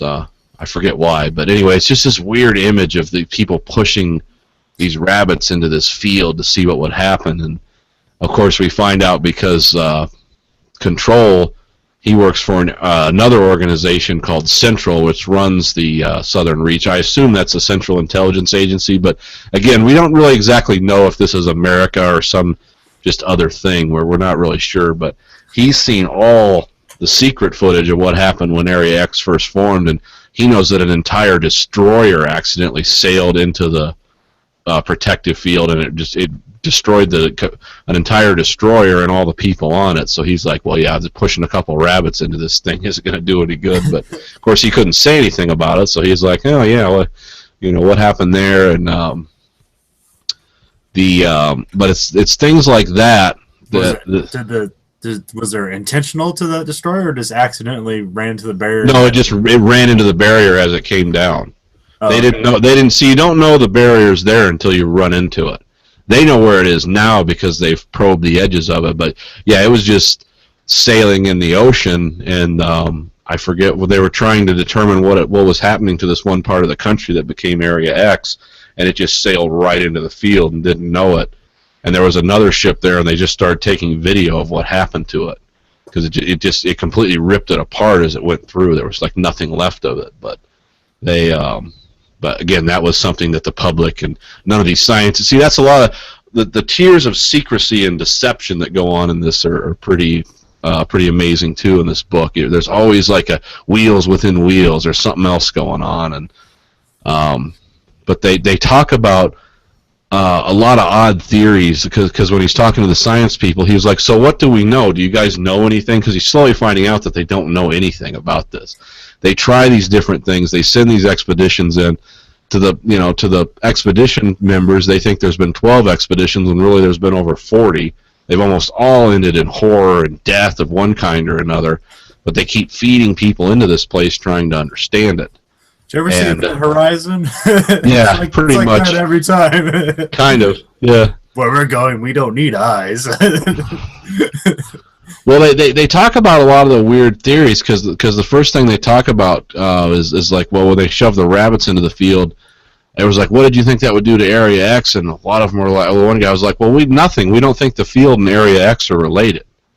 He's like, what the hell are you talking about? He goes, we think the field is a reaction to Area X being here. And so he's like, what, so some other party put the field up? And they're like, yeah, that's what we think that. And it's like, well, why would you think that? And he goes, well, because nothing else makes any sense. And he's like, well, what else have you thought about? And the guy's like, well, we thought it might be extraterrestrials. We thought it might be an invasion from the future, from future us trying to do this to the environment. We don't know why, but then again, they're coming from the future and we're from the past, so we don't know. Like, they cover almost every idea you might be thinking in the back of your head. They talk about a few different things. Those are the two that pop off the top of my head that I can remember. But it's like all the weird shit you might think's going on. The scientists have named it, and they're trying to, they're trying to understand it. But they're basically saying, yeah, we haven't taken anything off the table because we have no information that's viable. And then this linguist kind of speaks up in the background, and she says, because he's trying to he's like, why doesn't anyone here ever call this extraterrestrial or not of Earth or aliens? Because that's the controls thinking this is obviously what this is. And then this linguist, this kind of Chinese lady, pops up in the back of the room and saying, you have to be careful when you name things around Area X, because if something has a name, it has power, and you can prejudice yourself against it, and it can be prejudiced against you because of that name. And then she just falls silent. So it's like, whoa, what the fuck does that even mean? And it's never brought up again. So, but it's one of those things we as we read the book, we find it just gets weirder and weirder. And then he has to remember hypnosis and hypnotic suggestion, and kind of the point of view of your narrator is important in the first book. It's important here too because he makes a phone call. What's the guy's name? He makes his controller for this operation. See, here's a little background on Control. His grandfather and his mom were very famous people in this intelligence agency called Central, and he was sort of the scion to their legacy. But he's made a few mistakes along the way, and so he's this is like his last chance job as the director of the Southern Reach, because he was never seen as being as good as his mother or his grandfather. And he talks a lot about his childhood and things like that, and just what bad manipulative people both his mom and his grandfather were. So, but he's their legacy, and he has to talk to somebody called the Voice. That's his controller, and he asks him questions about the Southern Reach, and as the novel goes on, because whenever he talks to the voice, it's almost like he has this dissociated, disjointed narrative with the reader, and then it kind of snaps back into focus, and it's like, what the hell was that? Well, you find out later on he's being hypnotized every time he talks to the voice, and he's being given hypnotic suggestions on things to do and what to do and how to do it, but it's actually working against his ability to build trust and try to be a leader at this organization, because he's basically breaking into people's offices and spying on them. They see him, or it's recorded that he's doing it, and then he denies it later, and they're just like, you're just a lying asshole. He's like, no, I don't know what are you talking about? I'm not working against you here. But he finds out later that he's being hypnotized, and he finds a pretty humorous way to break that hypnosis. But which is, again, it's a very weird scene. But one of the I won't ruin everything, but one of the weirdest things that happens is once he talks to the science team, then it's time to see the real video of the first expedition, which was the one that supposedly everyone came back fine, and there was nothing wrong. And it's like, no, almost all of them died except one guy. And but that was the only expedition where they took audio and video cameras in, and he had to the assistant director, who was very hostile to him. He walks into the room, so he's going to watch this video, and she kind of puts her hands on his shoulder, and she's like, it's going to be okay. And then she walks out of the room, because whatever's on this video is so disturbing, you can only watch it in like 30-minute increments. Like, you can't just sit down and watch all the first expedition video, because the things going on are so strange and horrifying that it'll drive you mad, I guess. But so, he watches all the videos in the increments. It doesn't really reveal much about what he sees, because it's described as like what's going on and what he's seeing isn't horrifying, but it's what's going on in the background that is horrifying. It's like you can literally see like the weird creatures of Area X like popping up in the camera, but everyone acting normal and having conversations when there's this horrifying thing 10 feet away just staring at them, and they're just looking at each other like, so what do you think about this? And so it's kind of this weird counterpoint, and then when you realize that almost everyone on that expedition died except for one guy, and died horribly, it's kind of sort of strange. Left to your own terrifying imagination. Yeah, well, there's a lot of stuff that goes on in this book that, these require a lot of patience, and there's a lot of stuff going on here that maybe isn't like necessarily in your face, like blood and organs being sprayed all over you type horror, but there's a lot of paranoia and just a lot of real dark themes sort of hinted at, but never put right out front, and that's what I like about this, is how it kind of plays with you. And it makes you think that oh wow, where the hell could this be going? This is just getting so weird. And then the fact that Area X is a scary place, and the Southern Reach is, just like human beings are just not equipped to deal with this, with something so strange and so alien. And right at the end of the novel, it kind of hits the gas in a big way, because almost everything's ruined, everything's destroyed by the end of the novel. But it happens so suddenly, and kind of like in the middle of something else. You're like, what? Where the fuck did this come from? And then, but it kind of has a satisfying conclusion. And so, anyway, that's it for this week for Authority, Book 2 of the Southern Reach. If anyone's interested, check it out. Have to check it out sometime. Yeah, it's like I said, it's worth it. But I am gonna caution you. It does require a lot of patience. So it's not a lot of whiz bang like, oh my god, this is amazing. Well, my Audible account should be getting my free credit pretty soon. So. Oh, okay. What'd you get that for? Oh, just what you pay, whatever it is a month, and you get a free credit. Oh, okay. Which whatever, like it's you basically pay for one credit a month, but one credit goes towards any book, and so you can get a book anyway. I mean, you can spend your one credit on a book that costs $5, or you can spend your one credit on a book that costs $47. So, I'd be going for quantity there. I believe you can get the entire Southern Reach trilogy in one audiobook. Yeah. I think you can get them all three together. I don't think you have to buy them separately. I know you can, but I think you can get them all together. I think you can. I'll have to look at it again. Because really, each book is kind of a novella. It's not really a novel-length book. But that's about all I have for that. And then, what's the last Hope one? I haven't mutilated it too badly or made it seem uninteresting to people. No, I mean, it sounds like very, weird and esoteric, but also, like you described, how it really just drags your imagination towards frightening things without being graphic in any way whatsoever. It just really leads your imagination. Yeah. Yeah, it's strange stuff. It's a kind of a strange fiction. It's what did I call it last week? It's like kind of that Colson Whitehead, that slowpocalypse type stuff. It's like we're heading towards something bad, but I don't know if I ever talked about the world this is set in, or what you find out about it, because we find out a little bit more about Control. Rodriguez he was basically an anti-militia agent for Central, because I guess militia groups are a huge problem in this world. But in this world, they're very violent and scary. It's just not a bunch of fat guys in army fatigues running around the woods.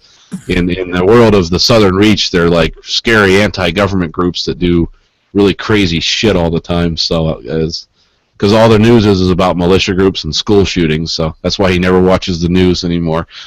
So I don't know what that says about that,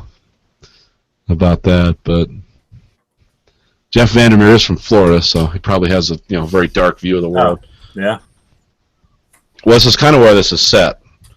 It never specifically says, but it's supposed to be, because it is off of a coast, and it is in a swampy environment.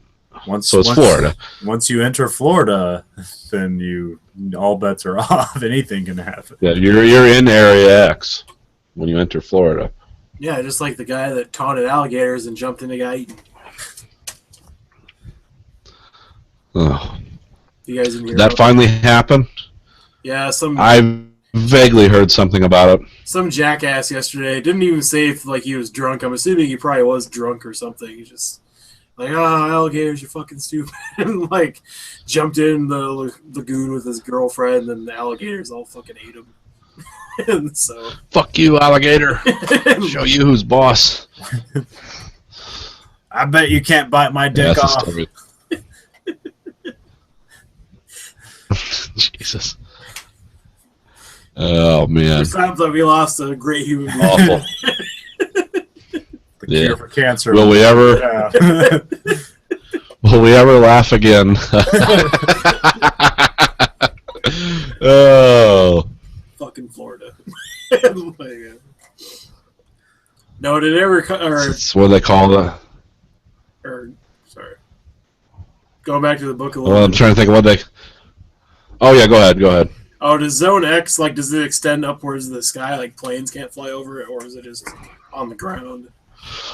It doesn't really. I assume so. They say if you look at it with satellites, you just see normal. The territory looks unchanged. Because they do have satellites that go overhead. There's no invisible dome keeping it secret or anything, but it says it doesn't look like what's really in there. Because when they send the expeditions in, they do pay attention to the fauna and flora and where the trees are or whatever, and they say the satellite flyovers don't match a lot of what the expeditions report back. But yeah, I was gonna ask, is this a high technology doesn't work in there? I was gonna say something sorry, go ahead. Is this 360 degrees? Can you dig underneath it? Is there a stopping point, or is it just extend forever? And they're like, this book probably doesn't bother with that, because it's the idea that this place you can't figure out. It's not necessarily about the whole. I think they do know that it does run under the ground. It is spherical in nature, but they don't really give exact details. Yeah. Or at least not that I remember, because they do try to explore a lot of the ideas. Like if you had a bunch of physicists sitting in a room just throwing shit at the wall to see it would stick, they do occasionally talk about things like that. And then it becomes very philosophical and metaphysical. It's like, what could Area X be? Well, it defies science. Well, let's just start getting all meta then and see where that takes us. And, of course, that drives people to madness in this book, complete madness, as you find out towards the end. But yeah, I even guess thinking just about Area X, but Or sorry. I was just gonna say, No, go building on the Rabbits idea, they should just get like 60 commercial airliners full of people, just fly it into Area X at the same time and see if it kicks anybody out. Or like 2,000 rabbits is child's play. They did say. Well, how did they get? They did say in one part of the book, because he does talk to his mom a lot, and she does say in one part of the book that they do have nukes targeted on it. They don't know what would happen because they have one that would go under the shield and two that would go off above it. But they said we don't even know if that's going to be effective against whatever Area X is. But they do indicate that they're afraid of it, but they don't understand the nature of the threat. Because it's like she says, there's no like general you need to defeat or army you can fight or ball bearing plant you need to destroy to stop the weapons or stop the invasion. It's a biological infestation, but it's one that's so strange and so mercurial that they can't outthink it. That's what everyone's trying to do in these books is outthink Area X. Well, is Area X growing? Like, is it slowly taking over the world? It is expanding. That's a theme.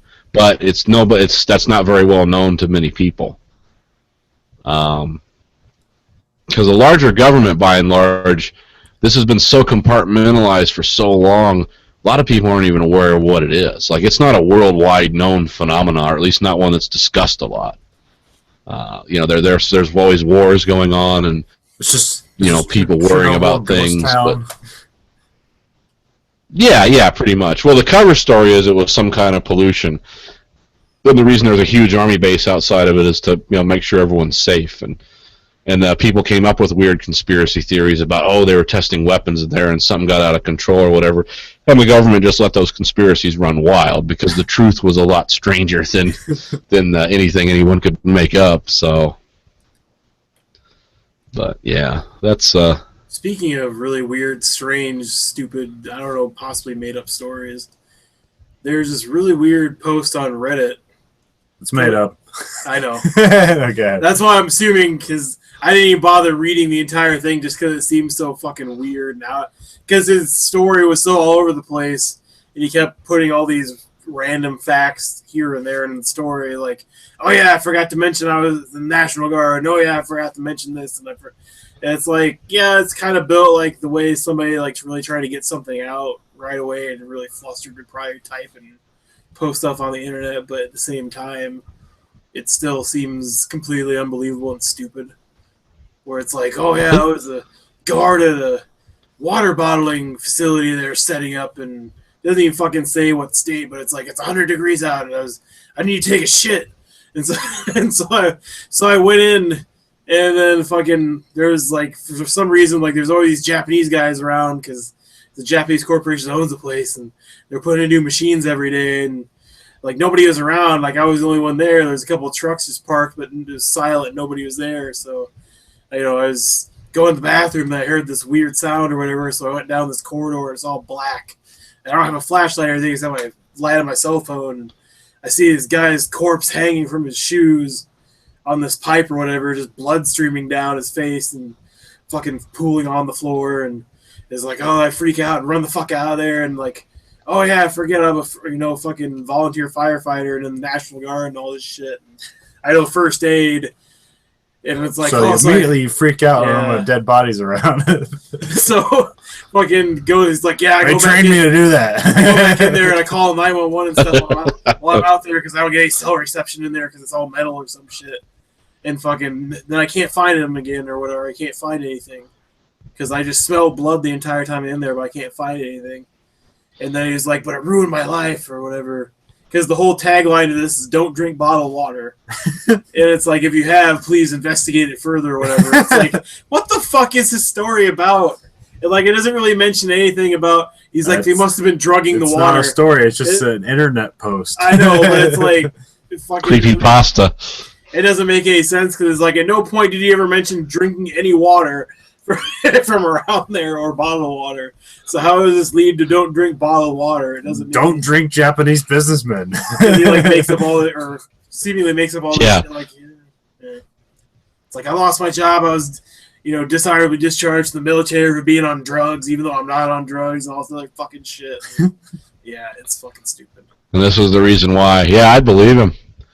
I'd pick up that candle and run. No wonder Reddit's on fire. Guy let the truth out. Now it's all falling down. They're taking it down. Yeah. Rome is burning. I don't know what truth he was letting out besides somebody covering up a homicide. Other than that, The truth of mental illness. Don't let Japanese people die in your place. They'll be haunted like Ju-on. Ringu. Yeah. I mean, yeah, it didn't seem rehearsed as in like you already like typed it and did 5 drafts and then posted it or whatever. But at the same time, it's just what the fuck does this have to do? Screams like bullshit to me. Yeah, I know. That's why I didn't read the whole fucking thing.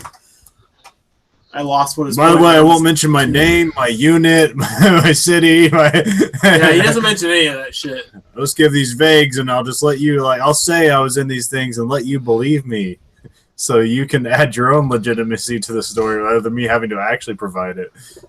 Yeah. Yeah. Feel free to re-edit this for me so it makes more sense. It's a Mad Lib conspiracy. Yeah. Like, maybe putting all your background information in the front of the story or in places that make sense instead of just like, oh, yeah, I'm crawling through here military style because I'm in the National Guard. I'm like, yeah. ABC wouldn't listen to me. I can only go to the internet. They're after me. They're really after you'd be dead by now. That story never would have made it on Reddit. Well, I like what was the weird, somebody sent me I went through a spate of people sending me weird stuff, like the sarcophaguses that Alex Jones found, and where was it? How do you know? I forget. I forget where it was, but yeah, they were basically like giant. Jones is a conspiracy nut. Where is he? Is he in Michigan? No, he's at Austin, Texas. Oh, okay. Yeah. And everything's a conspiracy to Alex Jones. He doesn't do UFO stuff, and yeah, I'm not. Yeah, what necessarily? He's not necessarily a conspiracy nut. He's just kind of crazy, right? Yeah. He's like a. Ron Paul's a regular contributor to his show, so that's kind of the mindset. And then you throw that in with a bunch of New World Order, Illuminati, conspiracy stuff. It's like, yeah, that's about the world you're in with him. But yeah, he found he had videos of it was these big sarcophaguses. You could put like 3 bodies in them and bury them. These big plastic burial things, and that's exactly what they were. But they had moved a bunch of them down for Katrina, and then they just left them in this field because they ended up not needing them, and that became all of a sudden. This is like the staging ground for where they're going to kill. They're going to round up all the patriots and kill them all and put them in these holes in the ground, and elderly death camps. Yes. So it's like they can take all this stuff, and then somebody went to abandoned train yards in Gary, Indiana, like around the steel works and stuff, and they had I don't know if you've ever been to Gary, Indiana. They have a lot of huge abandoned buildings that they have like Constantine wire and a lot of gates on because they don't want people in there stealing shit. And these were like the FEMA camps where they're going to process people from Chicago or whatever. And it's like, no, it's an abandoned building with a gate on the front of it. It's not. But see, you just take pictures of all, and these train tracks were set up so they see how they did that. That's how they set the train tracks up at Auschwitz so they could empty the cattle cars 2 at a time. And it's like, no, you took a picture of some gates, you took a picture of some train tracks, and then you put this sinister. How would you say it? This sinister message above it, and all of a sudden it's like, yeah, I can see what he's talking about now. It's like how people see UFOs. It's like, hey, did you see that? Yeah, I did. Describe to me what you saw. Oh, it was like a wing. It's like, yeah, like a triangle. Yeah, that's it. And it had flashing lights. It's just the story gets bigger and bigger, and before you know it, it becomes gospel. It's like, no, that's the absolute truth. Witness. Yeah. This becomes the absolute truth.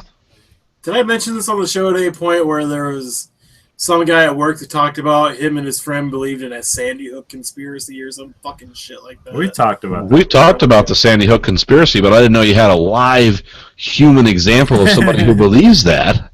Well, it was something about, like, I was asking him, like, why would anybody fucking do that or whatever? And it's like, it didn't have any big conspiracies to me like need something like a big sweeping legal change or sociological. Well, no, they just want this was this. Yeah, well, a lot of this has been around. People want to keep their guns. Oh, yeah, that's true, but it's like nothing came of it really, besides people getting all fucking nuts and shit. Because that's when like a lot of people, and when gun sales went huge, is they thought like after that it's like, oh, they're gonna take all our handguns away. Yeah, that's just people getting hysterical because they're idiots. So yeah, but no, just somebody. I mean, don't get me wrong. They wanted to. If they could have made changes like that, they would have. But you know, that was if you understand how the House and Senate work in this country, it's like, there's no danger of anything changing. But yeah. But no, there's just something about. I don't think they set up a. He explained like they found one of the kids alive in Israel like a year later, and he was dead then for some other reason, and then like this father that was supposedly on camera like laughing and having a good time, and as soon as he realized he was on camera, he started acting like he was sad and crying that his kid was dead or whatever. Yeah. So it's like I've heard of that. I don't know. I mean, I've never seen any of this before that point, so I was just like, okay, this doesn't make any sense to me. It's kind of like the 9/11 conspiracy stuff. Like it's really compelling and interesting, but no political group or organization that's trying to manipulate public opinion is going to stage something like that, because once you let it out of the lab, you don't know what the hell's going to happen. And if you get caught doing something like that, whatever political agenda you can kiss that goodbye. You know, and you know, in the case of Bush being behind 9/11, well, they'd put him against the wall and shoot him, and that'd be the end of the Republican Party forever. In the case of, you know, Obama and the nefarious people trying to take away our guns, well, yeah, they're not going to go shoot a bunch of kids in the name of, you know, Obama's apology. Yeah, it's kind of a. Guns are kind of a bizarre. This proves it. It's kind of a bizarre thing. There is some weird shit around all those mass shootings, though. There's always weird, like, investigative gaps and holes. It's like, well, I want to find out about this, or when did they know about that, or it's like the kids at Columbine. A guy wrote a pretty comprehensive book about that. They knew those guys were fucking a problem way before. They went and shot up that school. Like, you know, anyone who thinks that came out of the blue is nuts. But also, when something like whenever you get that much focus on something, like almost any correlation can mean just about anything. Because like that's a big thing that happened with the JFK assassination, is that like there's so much input got into that you can almost derive anything you want out of it, because so many weird things and coincidences is like, it's like, well, then it can't be a coincidence. Like this is like, all this shit can't be happening all at the same time. It's like, it's fucking weird, but I don't know if it explains anything. Well, you're taking a huge event and putting everything under a microscope. It's like, see how this street sign was turned around on this picture here, but in that picture it was straight. You know what that means? It's like kids are vandals. No, they were trying to. yeah. There's a lot of shit, but there, or like that one, the motorcycle cop like left his mic open and it caught a recording, and then if you listen to the recording, there's clearly, you know, 2 different gunshots from 3 different locations, and it's like from a recording you can. I mean, I guess I can't remember what that is. There was like some motorcycle cop had something open, and they have a recording. And it was supposed to coordinate some sort of evidence about the gunshots or whatever, but it was like when you're getting that, like, just like a guy accidentally leaving the mic open, it's like, it's not really data you can necessarily depend upon. And we all know how good recording equipment from that era was. Like, that was rock solid equipment. Well, I mean, I think maybe in today's world you could probably do something like that with today's recording equipment. Yeah. Well, now it's like everyone just pulls out their cell phone and you can recreate the event from social media. Well, see, that's the sad thing. Like UFOs, like there's still a fringe of people who just really want to believe in that shit. But once high definition recording equipment was put in everyone's pocket, you're not seeing videos of like, look, there's Mary getting sucked up into the saucer. I had it right here on my phone, because it just doesn't. It just proves it doesn't exist anymore. And yeah, it's like like those. Was it the Flying Tsarnaev brothers that bombed the Boston Marathon? They basically caught those guys because they had so many different pictures on social media of just the people, the crowd, where everyone was. I mean, it was the public that found those people, and then the FBI, they followed up on it. But yeah, that's the way things are going to go now. Like if there's a Kennedy assassination type thing now, there's not going to be one guy with a reel-to-reel camera. There's going to be like 6,000 people with their phones held up. But the good thing, too, is they can post that information immediately on a worldwide database. They don't have to go develop the film, and it's mysteriously intercepted on the way there. So, yeah, the age of secrets like that is over. Like, if you're going to do stuff like that, you're not gonna do it and completely control the chain of events. I mean, people have been videotaping stuff since the 80s, but now it's like at least back then you had to have a camera with you and batteries. Now it's just you flip open your phone and there you go. Because when you like look at the spycraft back in the Cold War, it's like guys had to have Minox cameras and stuff like that. You know, a cell phone is a spy's best friend. Now you can because that's how I do things. Even like at work, like when I had to sign some paperwork and I was like, can you make a copy of this? And the guy's like, oh, we can't make copies here. Like, yeah, because nobody's heard. There's no copying machine right behind you. Okay, fucko. So I just take pictures of it with the camera and flip it over on my phone. And you could perfectly read the documents. You can see my fingerprints on the ink if you zoom it in fast enough. So it's like you don't even, nothing like that's going to happen in secret anymore. I don't think, unless they're really, unless they've released the EMP and damage all the cell phones, but yeah, that's not going to happen. Or if it does, it's going to be a fiasco. So anyway, I think I'm about the end of anything I had to say. You guys want to talk about anything? No, I think I'm good for this week because I'm Batman: Arkham Asylum. Her Story. It's a weird game. If it's a game. What's that? Is it some Japanese thing? No, it's almost like a psychological game, but not really. Okay. There's a series of videos, and you can search terms for the videos, but like the conceit is that the computer you're on is kind of limited, so like each search term will only return only 5 videos. So you have to like search different things, and it's just this one woman telling a story, telling different stories or giving clues to like where she was and when this murder happened, and there's no real ending. You don't like solve the case or anything. All you do is just find all the videos and then like just determine for yourself what you think happened. Huh. That sounds like a game I have on my iPad where it's a bunch of redacted documents, and if you guess the word, the redaction goes away.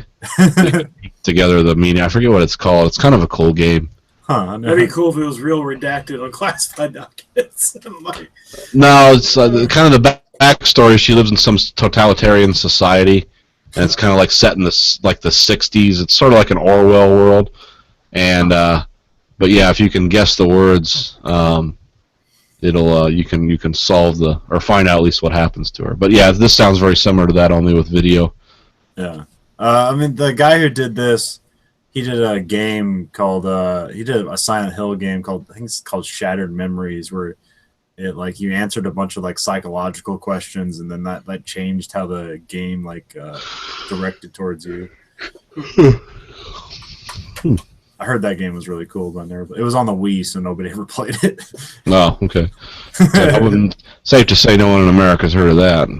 I mean, 80 million people bought that fucking thing, but all they had was the sports games that came with it. No, they never bought anything else. Wii Sports, and that was about it, bro. Silent Hill Shattered Memories. Only for the Nintendo Wii, huh? Yeah, I believe so.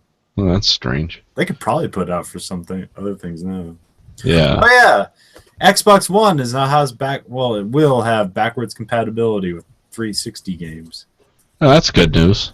It's not immediate. That like the company that owns the game has to elect to have it like convert. Like they just have a system that will just convert it automatically, but they have to get permission from whoever owns the game to do that. So not every game will be convertible yet, but it will be if the publisher decides to do so. Well, that sounds interesting. Yeah. Trying to think of what 360 games I would like to play. Probably something. I'm sure I'll think of something. I'm sure my son will. Yeah. I played Batman Arkham Asylum. I'll probably, or not Arkham Asylum, Arkham Knight. But I can probably talk about that later. Okay. We'll let everybody finish it before we ruin it all. Yeah. Everyone play it, and then we'll hear about it. I read Fields of Fire, and I read Virtues of War. What was Fields of Fire about? Vietnam. Oh, how was it? It was fine. It was kind of weird. Uplifting? Oh, yeah. There's all Vietnam stories there. Yeah. Matterhorn's a lot better book and more like accurate, I think. And then this is, it's more of a story where it follows like different people around and like here's all the people that make up, you know, that become a platoon in Vietnam and how they operate and how these people like, you know, this is the only time they're ever going to amount to anything because in the world they lived in, the civilian world, like their life was shit and it was never going to go anywhere. And then they just die horribly in Vietnam, but they were good at what they did. So yeah. My favorite Vietnam book was a book called Flying Through Midnight.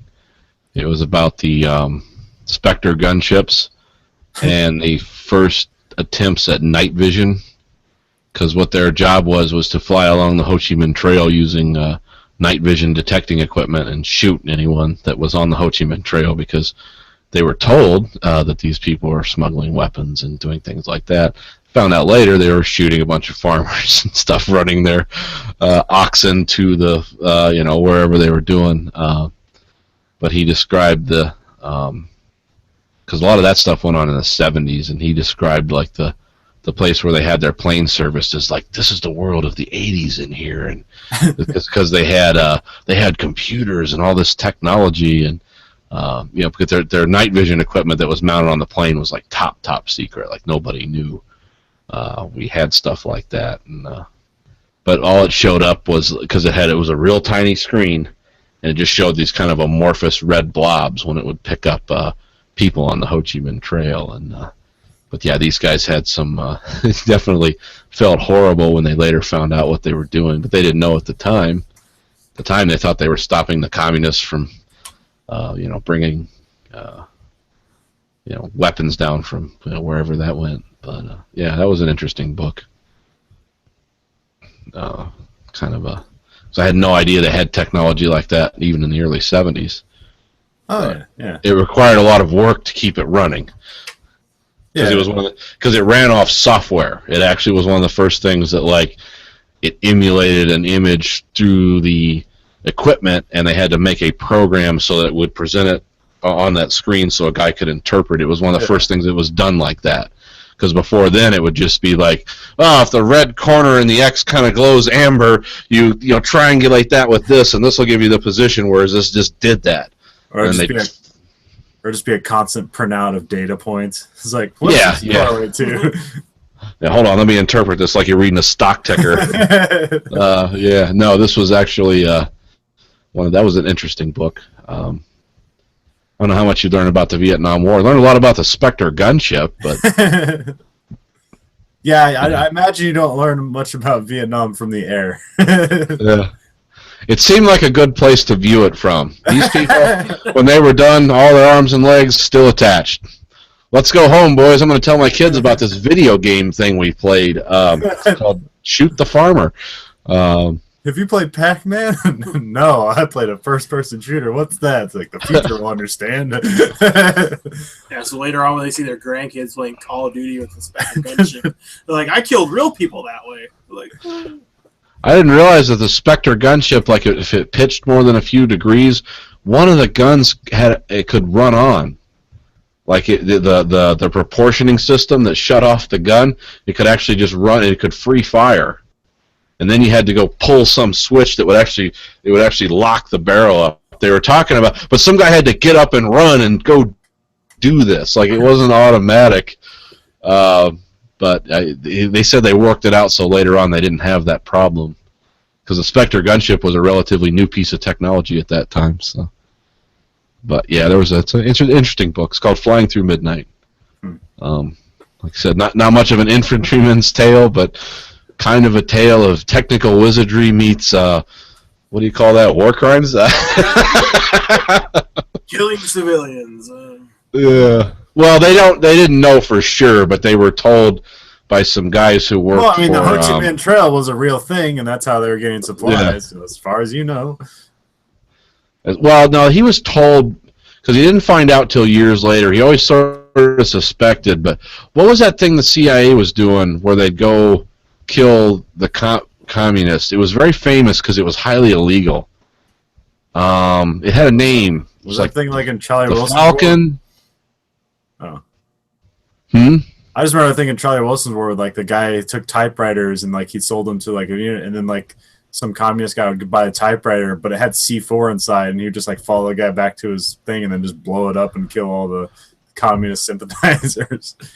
And then no, it was I think it was something like this. Was called the Phoenix Program. If you want to read a really happy story about Vietnam, look up, when you're done here, look up Phoenix Program, Vietnam. There was some guys from Phoenix that told him, it's like, oh yeah, you were the night flyers. It's like, yeah, you killed the fuck out of a lot of different. They said the guy was saying, we don't know if you helped make more communists or kill more communists. We don't know, because the village, they take their one ox that they had to sell, and it'd get blown to bits by a Spectre gunship, because they knew only the Americans attacked at night.